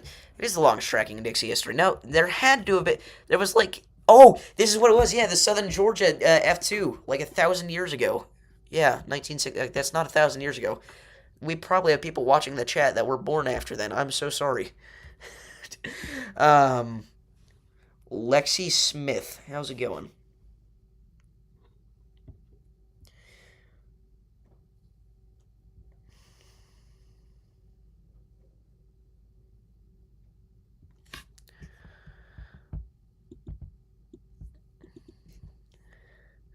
I'm so sorry, William. What was a family? Tri-State 1947 was a family, but the problem is we don't know if that is 100% true. I'm sorry. We don't. We don't know if 1925 Tri-State was multiple tornadoes or one either. People are always like, I have the definitive answer. No, you don't. Why are you lying? Is Bassfield so up there for longest tracking? I thought you were talking about for strongest for a second. I was, okay. For longest tracking, not really. Longest tracking after 2020 per se? Absolutely. It was longer tracking than Port Arthur, that's for sure. Port Arthur, though, was moving incredibly slow. Port Arthur was moving faster. It was on the ground for 3 hours. Actually, that was like the exact same length as Port Arthur, 67.9. And, where's Bassfield? Where's Bassfield, dude? April 12th, 2020. 67.4. Port Arthur actually is longer tracking than Bassfield.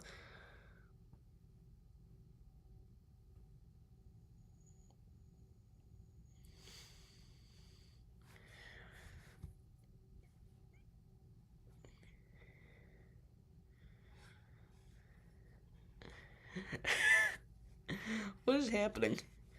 Nothing phases the span man anymore, for real. I genuinely thought it was a lot earlier than that. If I knew it was 1969, I would not have said that. 1969 is not 1,000 years ago. For some reason, I was thinking it was 1800s.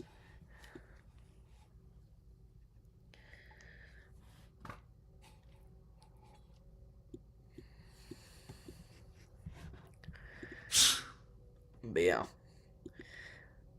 The funny thing is if you look at the track of Candlestick Park and Birmingham 1998, it looks like they were just a tornado that bounced. Very scientific term, I know. Thank you, thank you. We have not been doing severe weather coverage for the past hour. Okay. What in the world? What? Okay, I mean, that's highly elevated, but what? Has anybody been looking at Oklahoma? I mean, it's contaminated, but that's still a pretty strong area of circulation.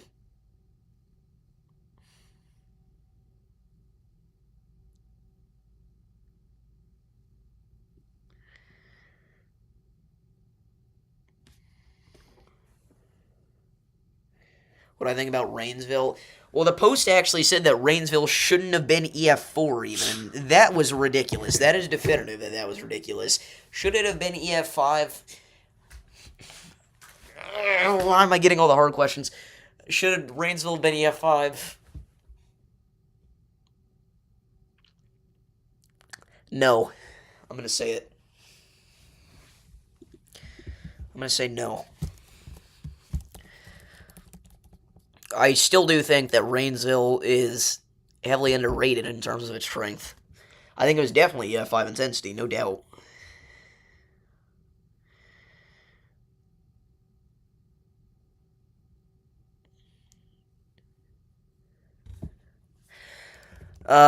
We do actually have, luckily, we have SRM on this. They're near Atoka, so we'll see what happens here, but definitely going to be the potential for this cell to produce something here pretty shortly. It's not a discrete supercell, but it does have that supercellular, embedded supercell shape.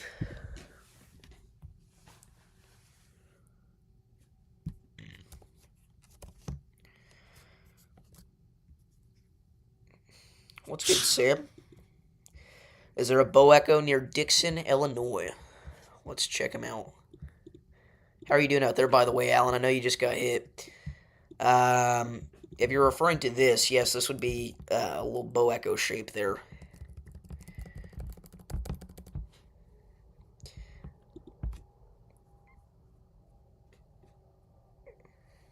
How are you doing out there, though? Let us know what you're seeing. You'll be looking for a new castle by the time I'm done with you. Sam, we just been debating top 10 strongest of all time. And just debating literally everything in general. Everything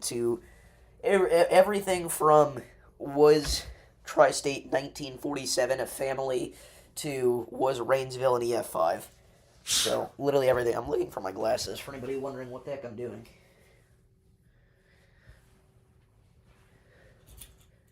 There they are.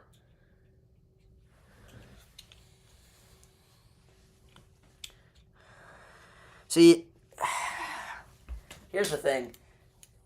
Katie Winwood, or Winniewood, whatever you want to call it, was the beauty standard for a tornado um, for a long time.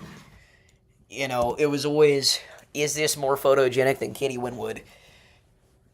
And I don't think it's the most photogenic of all time. By the way, we're flipping the camera around here because this is officially a partial chill stream. I don't think it was the strongest tornado of all time. But, or, what am I saying? Not strongest. Photogenic. Tornado on the ground in Oklahoma? Are you sure about that? Oh, wow, yeah, you are sure about that. So we now have an ongoing tornado in Oklahoma. This is a... Oh, I almost just ended the stream. Are we still good?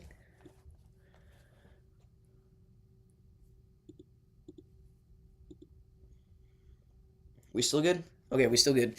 Ongoing tornado broadcast media confirmed. As we mentioned, I really thought that area of circulation looked intense.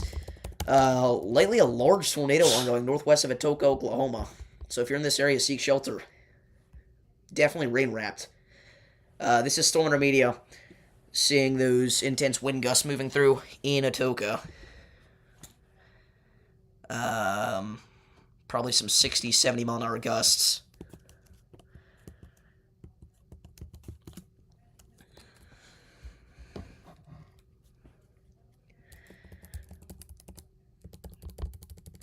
But potentially an ongoing tornado here near Atoka. So again, if you're in this area, make sure you are seeking shelter. I mean, again, I really thought that those velocities looked really intense, even if they are contaminated. But tornado ongoing west of Highway 69 here. Again, Storm Media is not going to have a look at this thing, most likely, just because of how rain-wrapped it is. But you need to be in your safe spot if you're out here in Stringtown, because this is heading straight your way. So Stringtown, Oklahoma, be in your safe spot. Good night.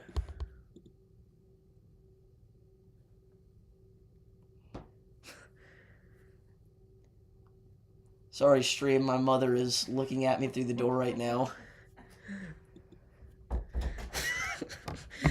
I don't know what to, okay. I don't know what the point of that was, but...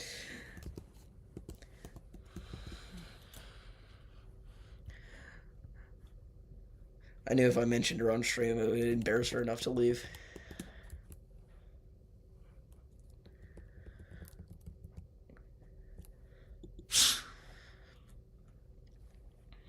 But yeah. Why am I not even full screen on radar right now? What am I doing? What are we doing?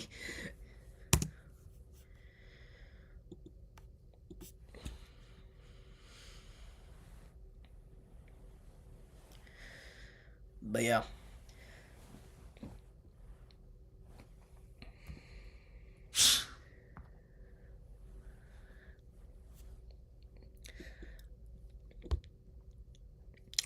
Circulation broadening out.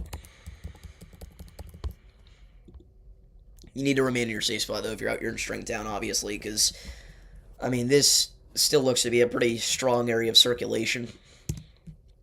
Do we know what killed us? Let's see. Was it a cell merger? Yes. A few cell mergers. Kind of choked off its inflow, it looks like. Perhaps.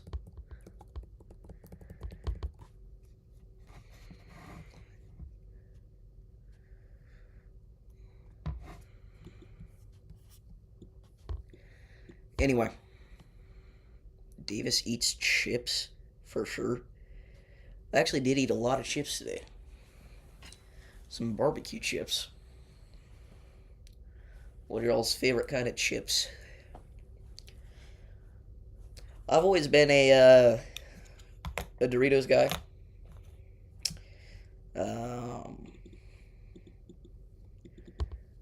I think I used to be like a huge sour cream and onion fan.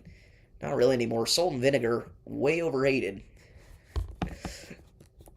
Salt and vinegar is either like your favorite chip of all time or your least favorite chip of all time. Most people have it as their least favorite.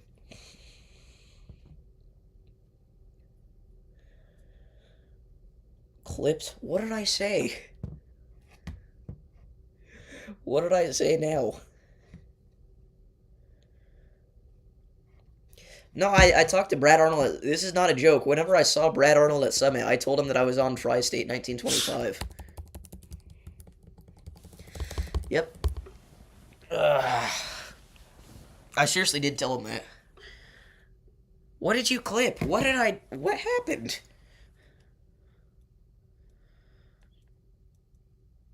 What happened? I just now realized my head's like halfway off the screen.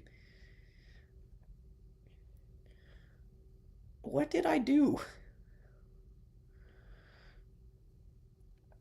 See ya, William. Bro, y'all are just trolling me now. I'm done, bro. I'm ending stream. No, I'm kidding.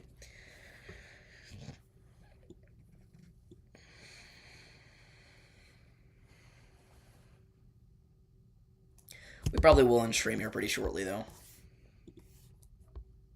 Y'all play nice in the comment section now. You hear it? Yeah, exactly. Listen to William.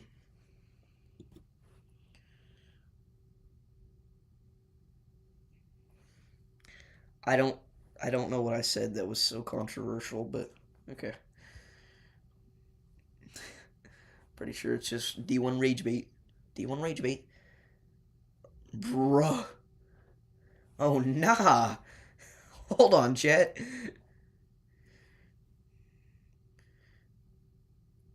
You see this? I don't know if you can see that or not. Literally just happened. If you know the lore, you know the lore. That's all I'll say.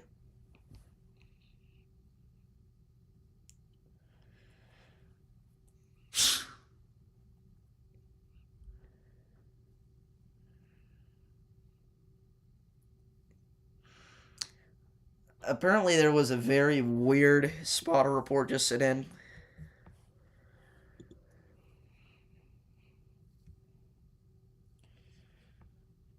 Why didn't I go left for Plainfield? I was chasing Plainfield, bro. I already said, you know?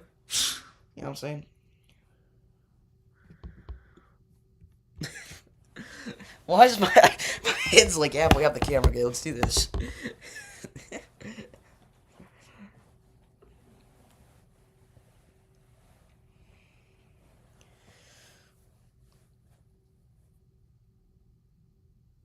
Oh my gosh. Why, Kevin? I just now saw it. You can't do that. You can't do that. You cannot, bro.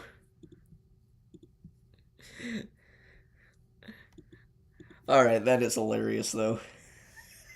I didn't even think about it.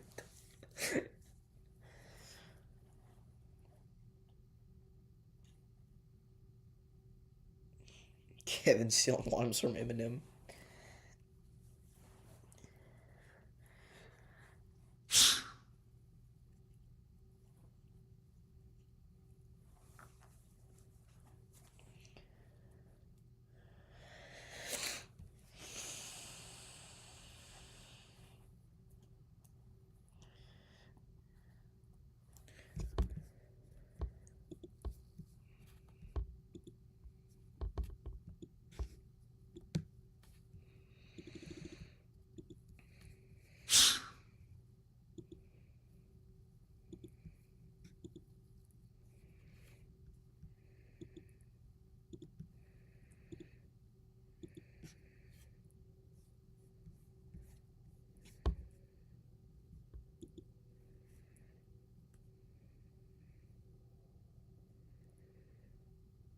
What was I gonna look up? Oh.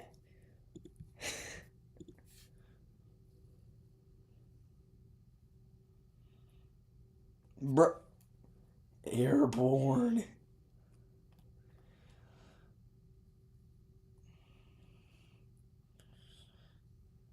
Nah.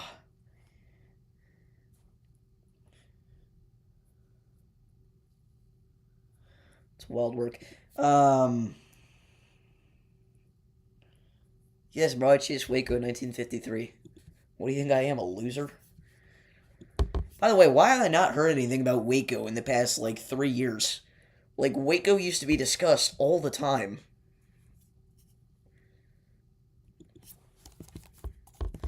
Like, seriously. Isn't Waco, Waco's deadliest in Texas history, I think. Yeah.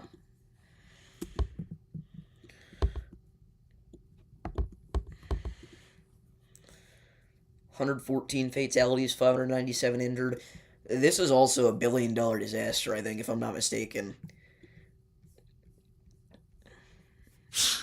The Waco tornado, I believe I've gotten a suggestion to document that before in the EF5 series, which, by the way, I need to head back to. I've been doing all these projects on these huge projects and like full-scale outbreaks. I need to go back to this.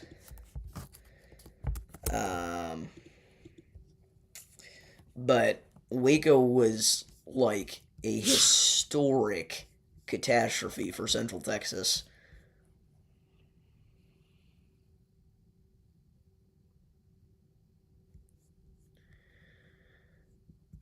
Um,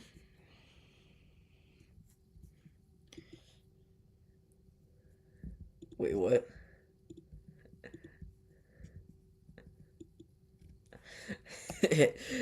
We're gonna watch this live on stream. What do you guys think of Davis's games? This was just FYI. This is an ironic thing. This is not meant to be like a Sigma edit. This is a quick PSA to everybody in the Weather Life series. I'm going to be winning, and I will win so badly that you will all cry. You know who that was that I was just cooking there? You know who that was? You will all cry. Look at the username.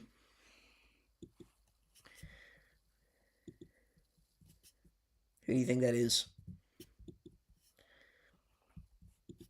So badly that you will all Again, cry. This is an ironic thing.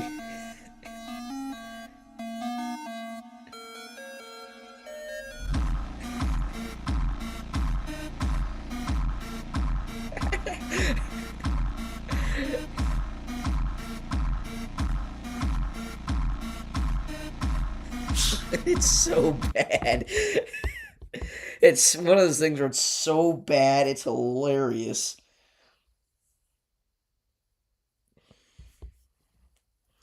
It's so bad. This is a quick PSA to everybody in the world. Did you guys figure out who this is, though?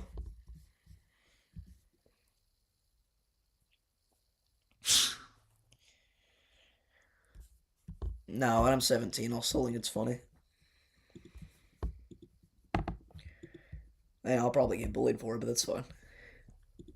It's never stopped me before. I'm going to be winning, and I will win so badly that you will all cry. That you will all cry. I just realized, no, bro. It's gonna get the stream copyrighted. Why did I not think before I did that? Think, Davis, think. I don't even think I have ads turned on this stream anyways. It's fine.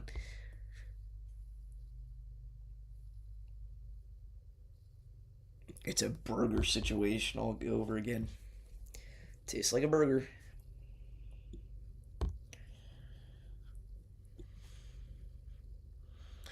Well, that was worth it. Alright. Badly. If you have not subscribed to Davis's Games, go over there, bro. We're so close to 200. You will all cry.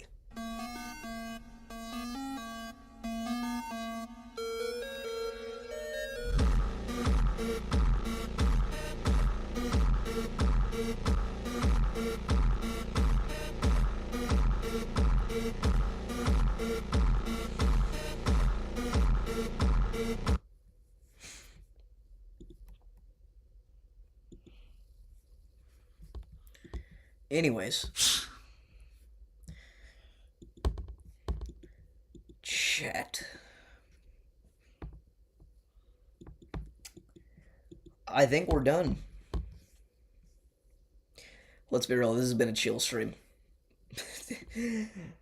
like both of the actual severe the cover streams that we've done so far in this room have both been chill streams. I don't know what it is, but something about this atmosphere just makes me want to just like do a chill stream. I don't want every severe the cover stream to turn into this, but I think if it happens for a few, it's not the worst thing in the world. So.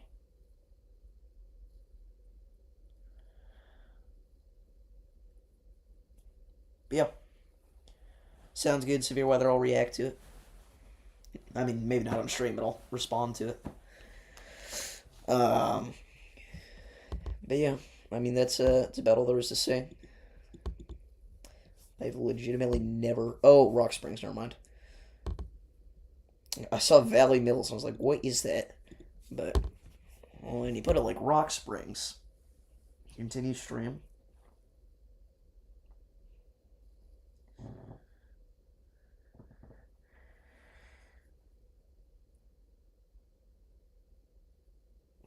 No, I don't listen. El Reno Piedmont has a good case to be in the number one spot. I don't think it's 100%, but this is a cursed look. I look like a couch potato.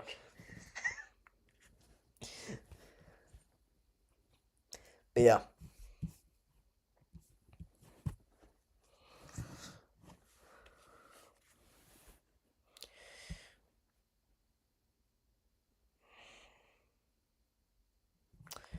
How do I make automatic weather alerts? Ask James Pettis.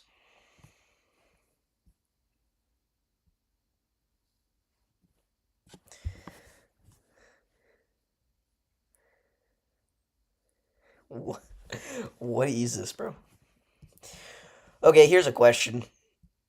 What is the weakest, not F5 or EF5, the weakest EF5 of all time? What is it? Weakest EF5. Personally, there's a few options. Let's get what's not the weakest out of the way first. What's not the weakest? Smithville, HBC, Greensburg, Bridge Creek Moore. Obviously, those are not the weakest.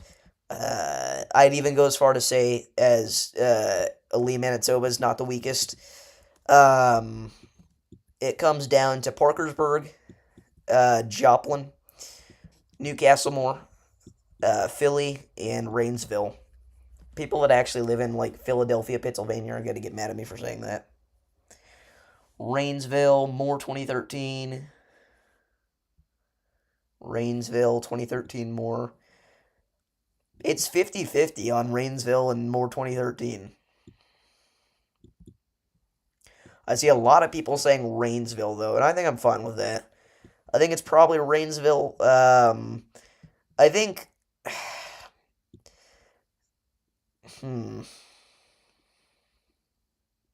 I genuinely don't know, though. It's definitely not El Reno Piedmont. Why did I say Birch Creek Moore? I meant El Reno Piedmont. Whenever I said it's definitely not that. I look so stupid. Tim Marshall says Moore 2013. I look even dumber now. Alright, we're going to set you back up.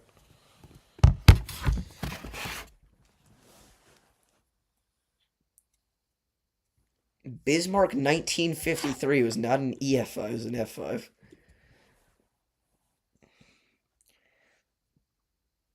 Maybe Parkersburg? I don't even think Parkersburg's in the question, I'll be honest.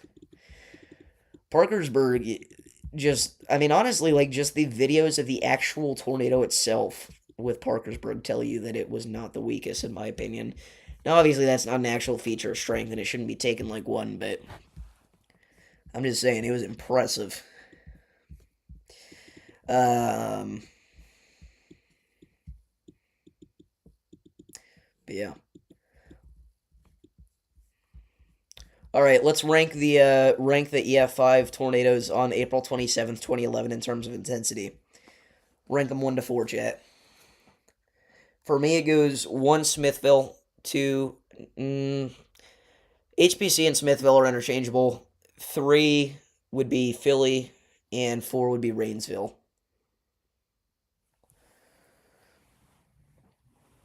Philadelphia? You're saying Philadelphia is the weakest EF5 of all time? I suppose the amount of contextuals aren't really super impressive. By the way, I've seen a lot of people call it Philadelphia Koi, and I'd like to change the name of it entirely to Philadelphia Koi. I like the idea of events that get their names sometimes not just based off of the towns they hit. Like, for example, I don't even know if I want to say anything about this because I'm thinking about doing a full-on documentary about it.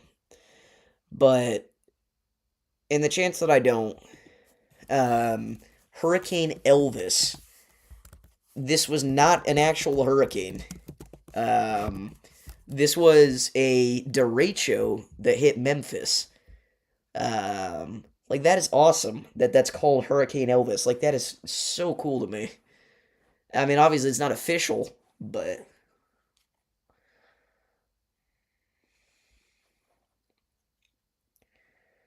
HPC Philadelphia. You think Philadelphia is stronger than Smithville?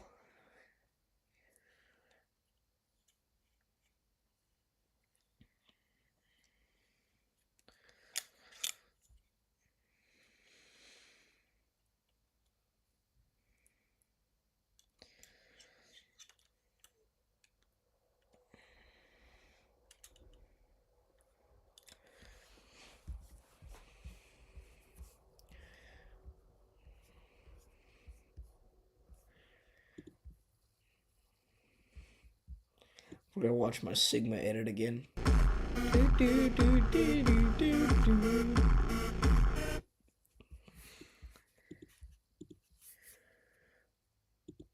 Film that all in 20 minutes. Just random battles I was doing.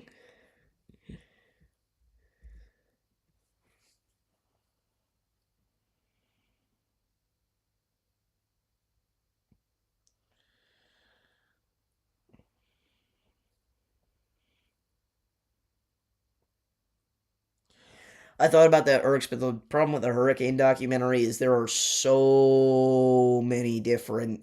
Like, you have to choose what you're going to discuss because you can't discuss it all, or otherwise it's going to be an hour long video.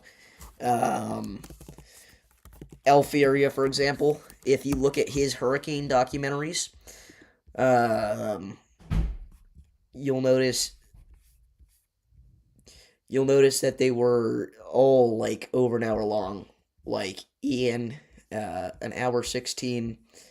Harvey was 50 minutes. Um, Michael 50 minutes. Super Typhoon Heian, an hour 21 minutes. It's I don't want to do that. I already don't like uploading 20-minute long documentary videos. I don't know, something about it just makes me think that there's nobody that actually watches them all the way through other than the people that really care.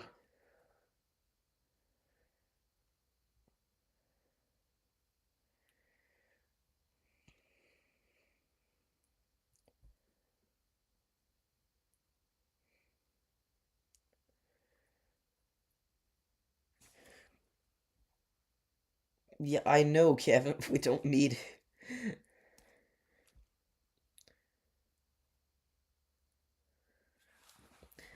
Still can't believe I met Tin Marshall. That's crazy.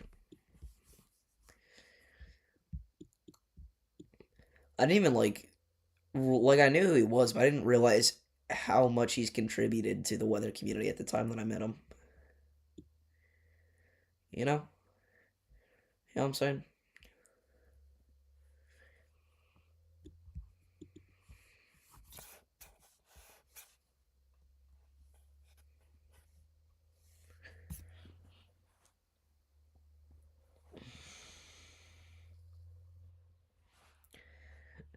I forgot his thing mark on April 9th, 2015.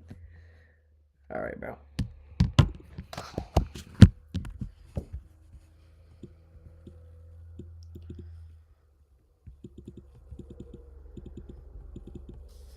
Bro.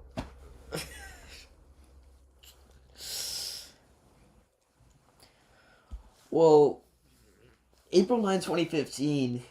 Um, Rochelle Fairdale even, I don't really think was an EF5. I'm going to be honest here. Um, I mean, okay, there's three tornadoes. There's three tornadoes in my mind that just there's two tornadoes in my mind that straight up are 100% should have been rated EF5. One of them is obviously Valonia. Can y'all guess what the other one is? Vincent! Vincent! Vincent Lilly. How's it going? I'm literally just sleeping right now.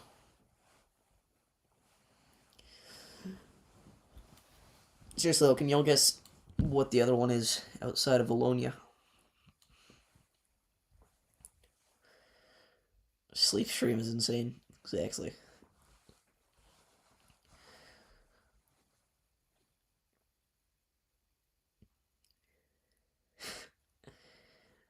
It is not Barnsdall, no.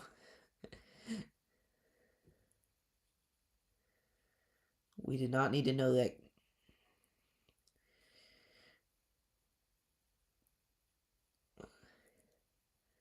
Vincent, do you know what Shuz means?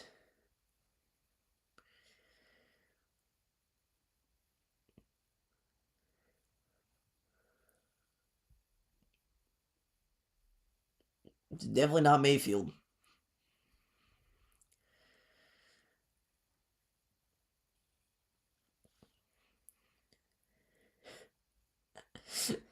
No, Shuz does not mean... Okay.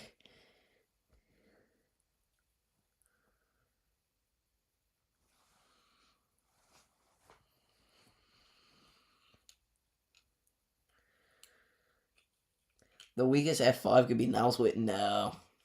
Niles Wheaton was not the weakest F5. It's not Greenfield. Everybody's gonna hate me whenever I say it, because people are gonna be like, "You said in the past that it was."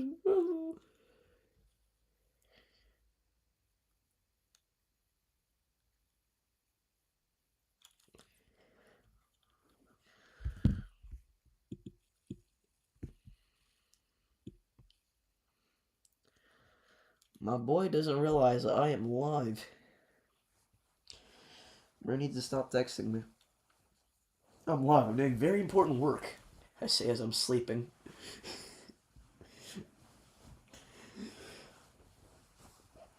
Tuscaloosa, no.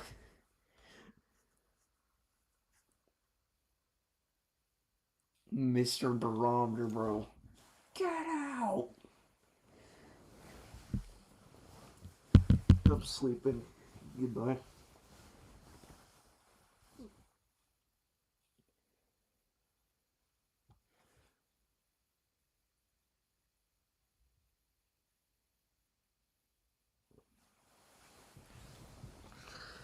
I could legit fall asleep right now. Mod me. What's the magic word? Orcs. Orcs Asylum. You guessed it. It is the one and only Fork of the Rolling.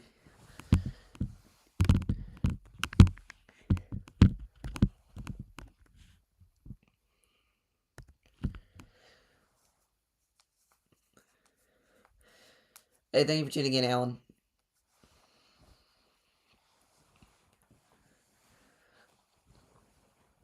See you, severe weather.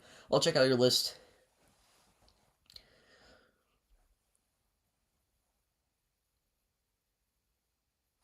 You know what? We'll look at the list right now, chat. I was gonna do a video on everybody's top 10 list, like reacting to my fans' top 10 strongest tornadoes with WX clips.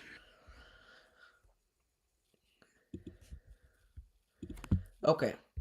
Smithville, I already disagree, I'm sorry. HBC, El Reno Piedmont, Birch Creek Moore, Philadelphia, Gerald, Newcastle Moore, Rochelle.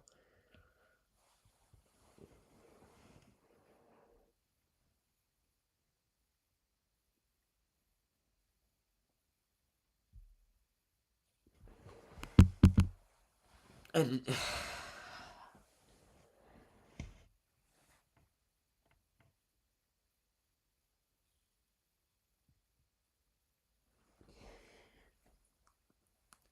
the only reason I sigh about that is because it reminds me of whenever somebody tried to make the case that Diaz was the strongest of all time.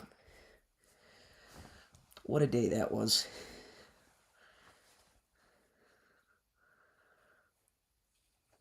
Yeah, I was already kind of skeptical at Philadelphia, and then um, Rochelle did not help the matter.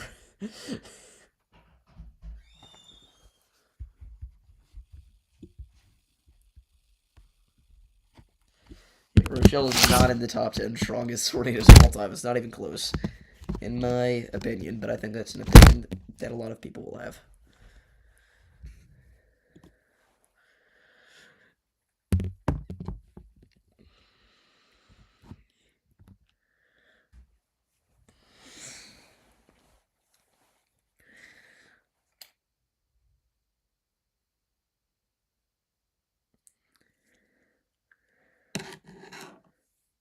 What does that even mean, Sam?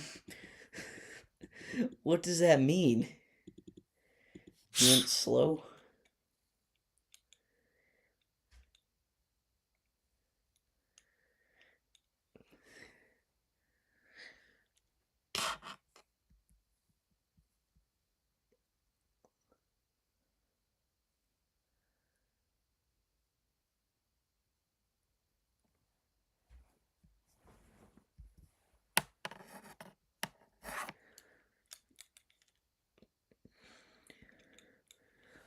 Alright, Urks.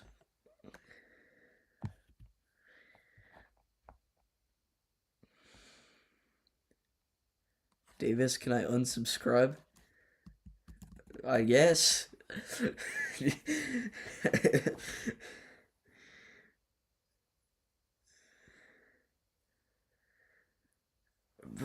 Oh my gosh.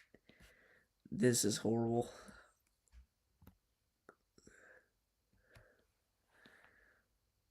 Will I hate you? No, I'm not gonna hate you.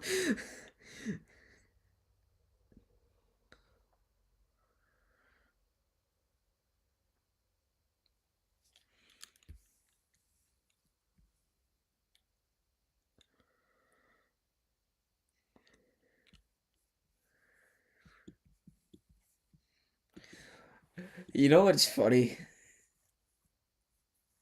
Um,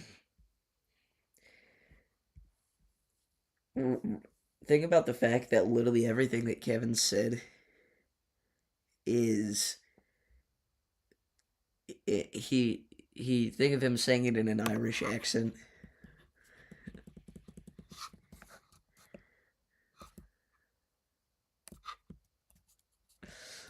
What's up, that one boy's mom?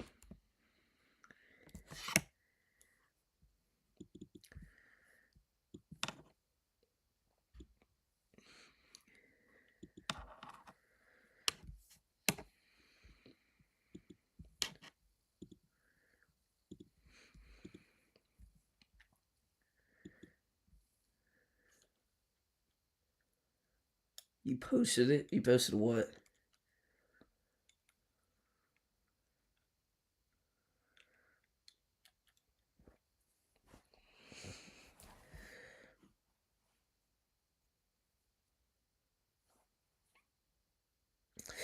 Will St. Louis be bad tonight into tomorrow morning, do you think, because our house is still being built? No, I don't think St. Louis will be that bad. It may rain a little, but you got several factors that are going to limit any sort of significant severe weather threat in St. Louis. Um, Number one, I mean, again, your instability just in general out here isn't really that impressive. Because I wrote all about tornadoes. My list for strong. Okay, I want to see the list.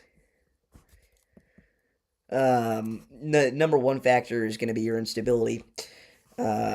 Again, I mean, you're dealing with what, like 500 cape. That's really going to limit any sort of threat for severe weather. and your shear's not impressive. We go over to the bulk shear. Even within the first 6 kilometers of the atmosphere, you've only got 40 knots of shear. Which people say, oh, 40 knots is what's necessary. Not whenever you're talking first 6 kilometers. You're not gonna have a lot of surface shenanigans in play.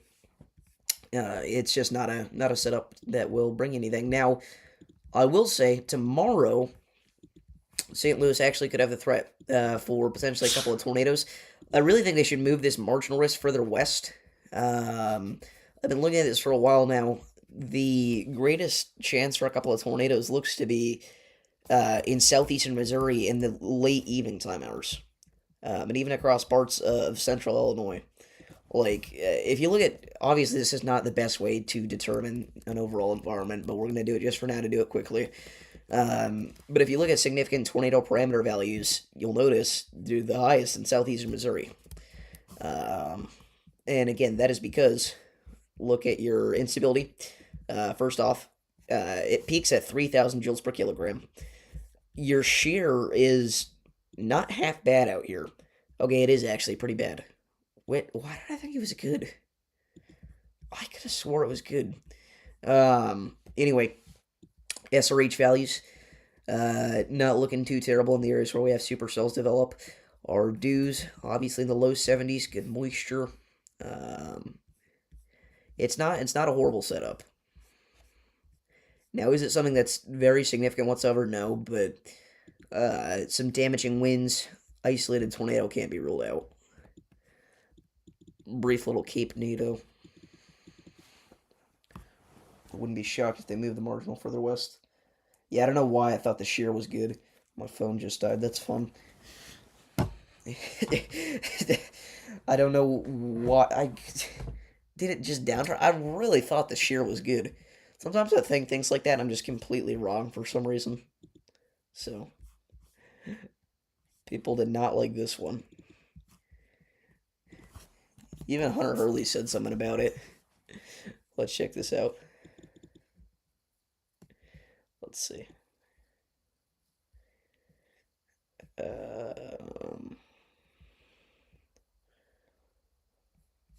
What was I going to do?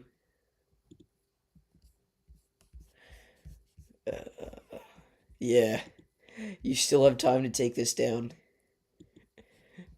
And I got 3 likes just because he's Hunter Hurley, but it's okay though because he follows and he's subbed.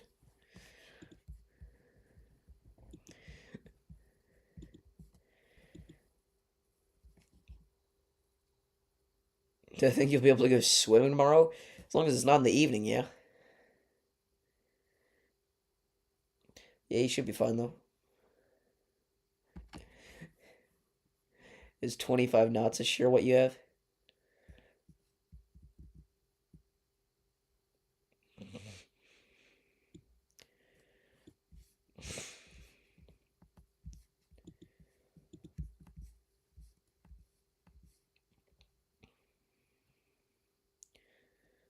Sam couldn't contain having a girlfriend for 1 month.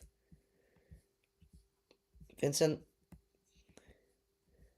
I will expose you. Where is your list? Oh, here it is. Well, thank you guys for watching this video. I'll see you on the next one. No, I'm kidding.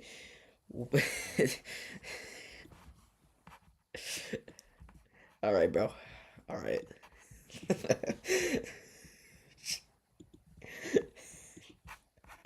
What?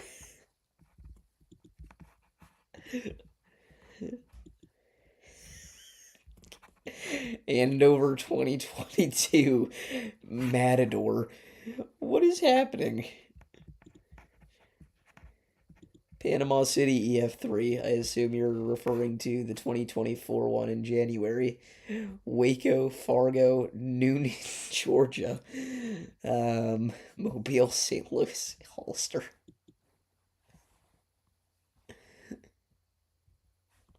You really don't want me to expose you, bro.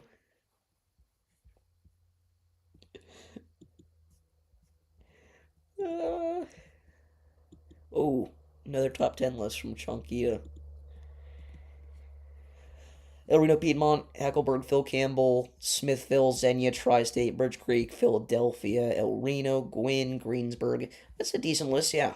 I think. What do I think? I think Xenia's too high. And I think. Okay, for a second I thought you only had nine. Um, I think probably. Um, what was I gonna say? Oh yeah, I think Birch Creek Moore's a little too low, considering we have the highest Dow Gus of all time with Birch Creek Moore. Which again does not mean I think it should be at number one, but it is a piece of evidence in its own extent. Um, Gwyn is fair. Again, I thought about putting Gwyn instead of Joplin. It's on my honorable mentions. Greensburg is okay.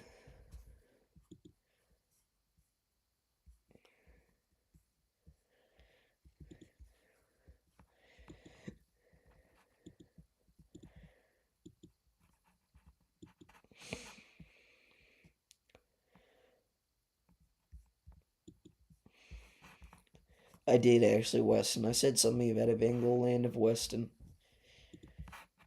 at the beginning of the stream. In my opinion,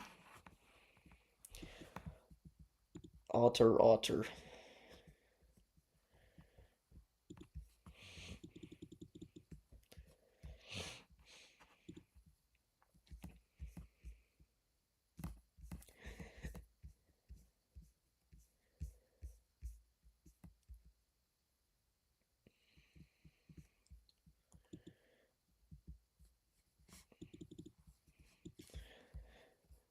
See, follow Jaden Mick. There's lore, so I probably will. Yeah, I'll just go ahead and do it. But there's lore.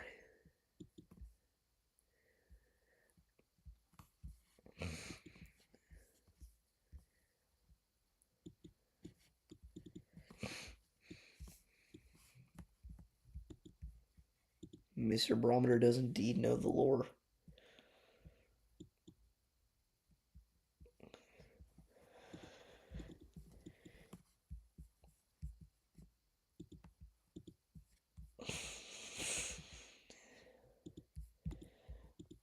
Vince, are you gonna do the are you ever gonna do the April 12th, 2020 documentary? Or just the Bassfield documentary in general, I guess? Please look at my list, Davis. It's just gonna be something. It's gonna be rage bait. It's gonna be like, yeah. Oh wait, this is actually okay. Yep. I saw HPC and I got WX clips. I saw HPC and I got excited. This self promo is crazy.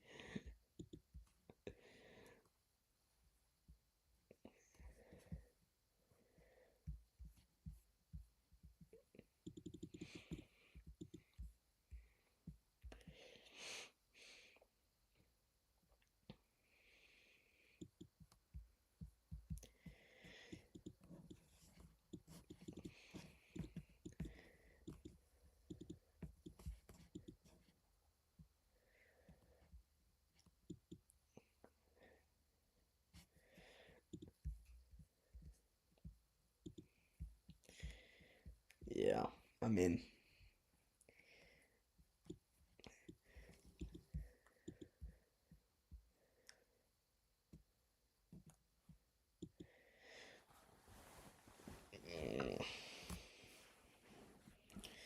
I is that the first tornado to make Reed throw up? You know, if that is, then it wins.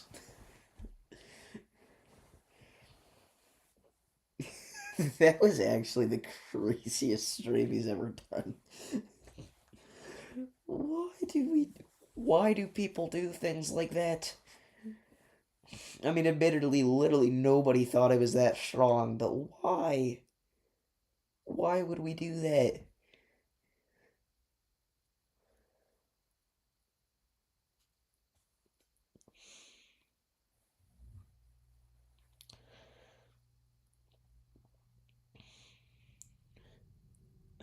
Ew, I was just kidding, Otter. I don't really care.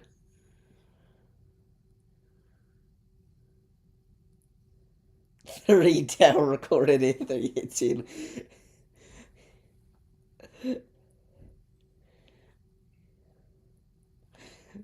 Uh,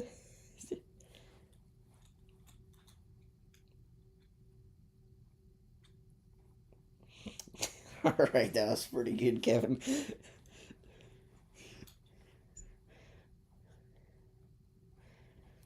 I'll give you that one. Davis does bedtime stories. Hmm.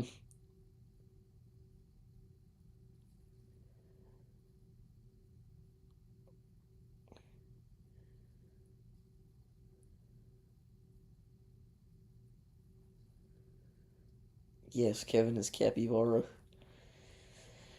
Nashville 2020 should be F5. The sad thing is that there are people that actually, like, unironically say that.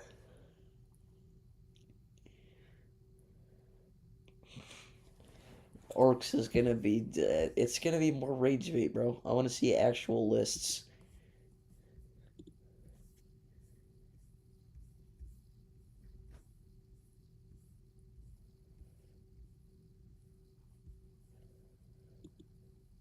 Yeah, exactly. Like, why?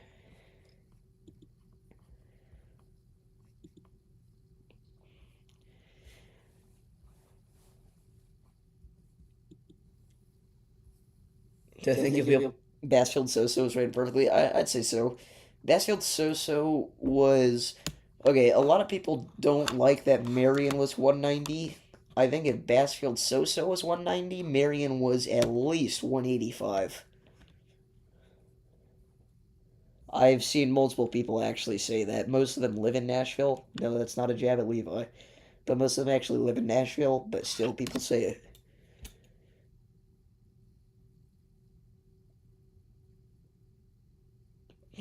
Oh, gosh.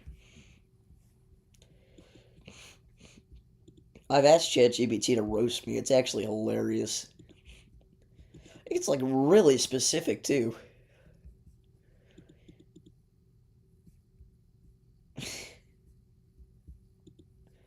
Yeah, I don't like this kid anyway, so.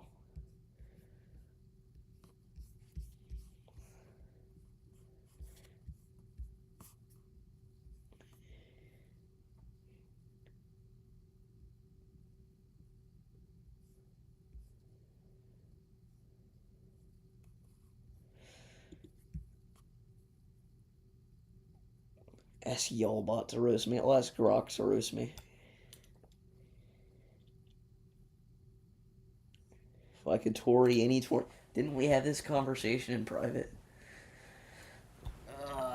If I could Tory a tornado that wasn't Tory, that is a mouthful. Probably would have been St. Louis. Maybe London.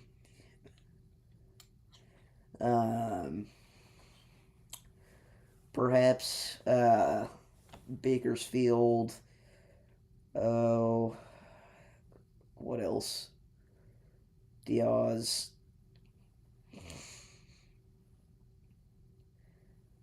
Um, what about uh, Sykeston, Missouri was not Tory worthy in my opinion. Um, what else? Tylertown 2.0. The second Tylertown of that day. And no problem, Weston. Hackleberg hardly.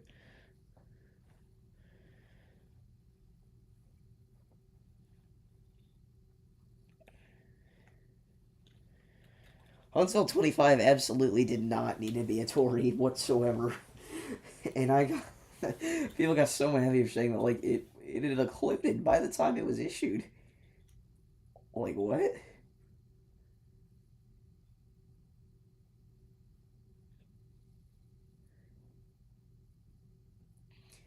I don't know. Anyway,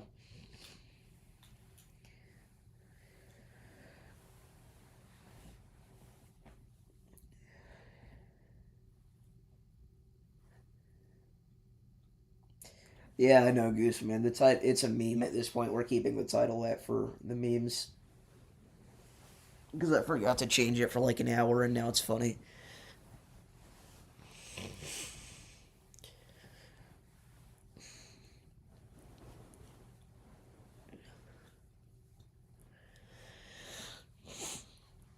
Davis's clickbait. Heck yeah. No, I'm kidding. Um, I don't really think about it like that. I guess I don't want to freak people out. Maybe I should change it. But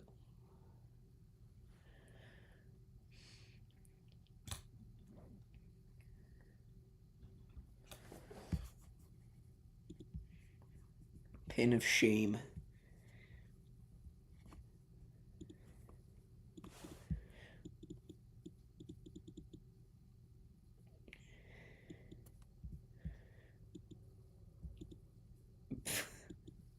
The lore runs deep.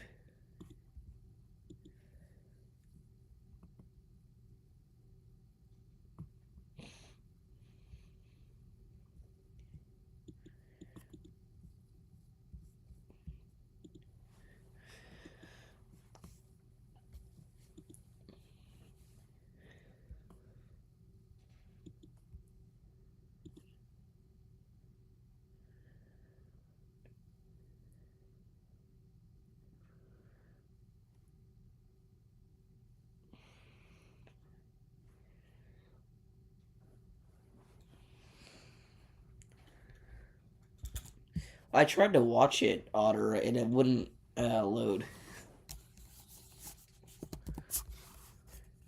I know what you're talking about, though. But I can't watch it for some reason, so I don't know what it is. Oh my gosh, bro, what? Oh my gosh, Caleb's walking away from the Yell Squad? Bruh. Oh, that hits hard. Wow. That is crazy. He's had so many good intercepts on there. The most obvious one that comes to mind is his Elkhorn chase and his Hendersonville, or sorry, his Clarksville capture. But man, he's been on the team for a long time. That's crazy to see him go.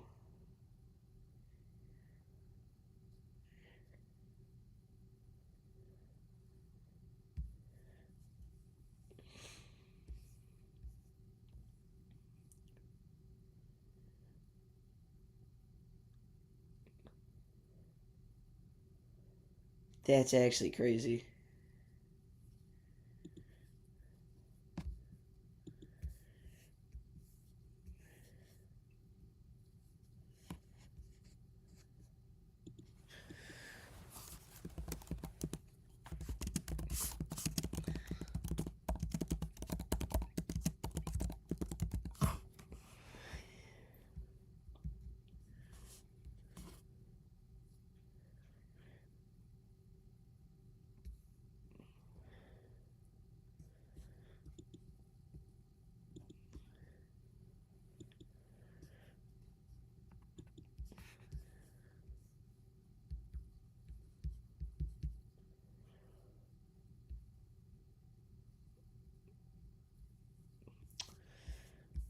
Um, Given the fact that I'm literally sitting here having to think of something to say, just like to make conversation makes me think it's probably time to end off the stream.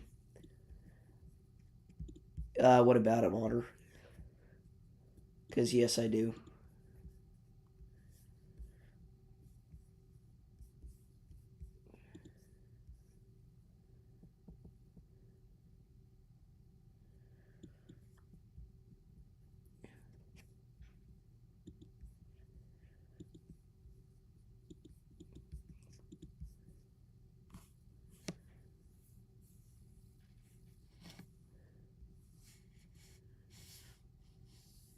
What does GTS mean?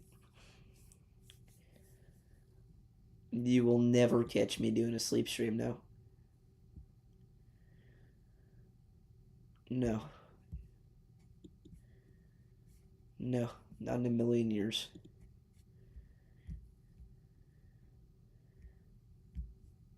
Oh, GTS, let's go to sleep. Are you a train near London? I'll debark you. Gosh, dude.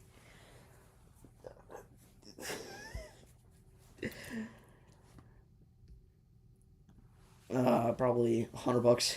No, don't, because I'm not going to. Bro. Yeah, it might be time to put the fries in the bag, little bro. Pin of shame. He's just trying to get a pin of shame, though, so it's different. Sam just got caught lacking, bro.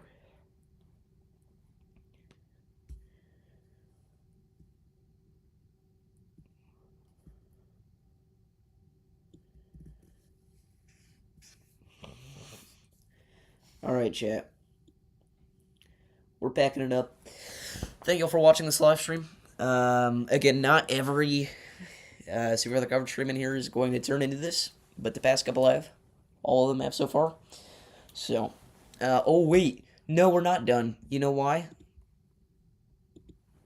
Boom. There we go.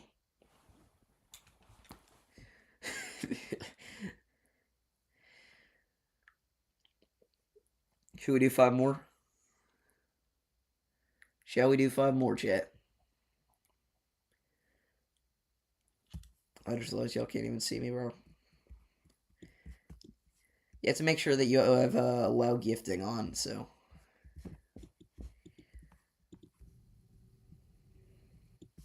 All the boomers get it as usual? All the boomers get it. Do we do 5 more? Or do we do it next stream? What the heck. I'll forget if I do it next stream.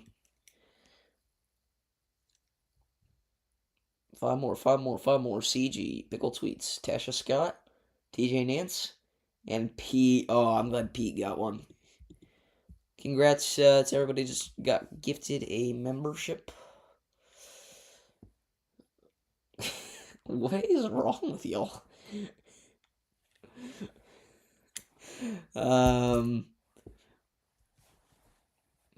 But yeah, now we're really gonna end off stream. So thank y'all for tuning in. And I will see you all in the next one. Whenever that is. Peace. Don't be shellfish.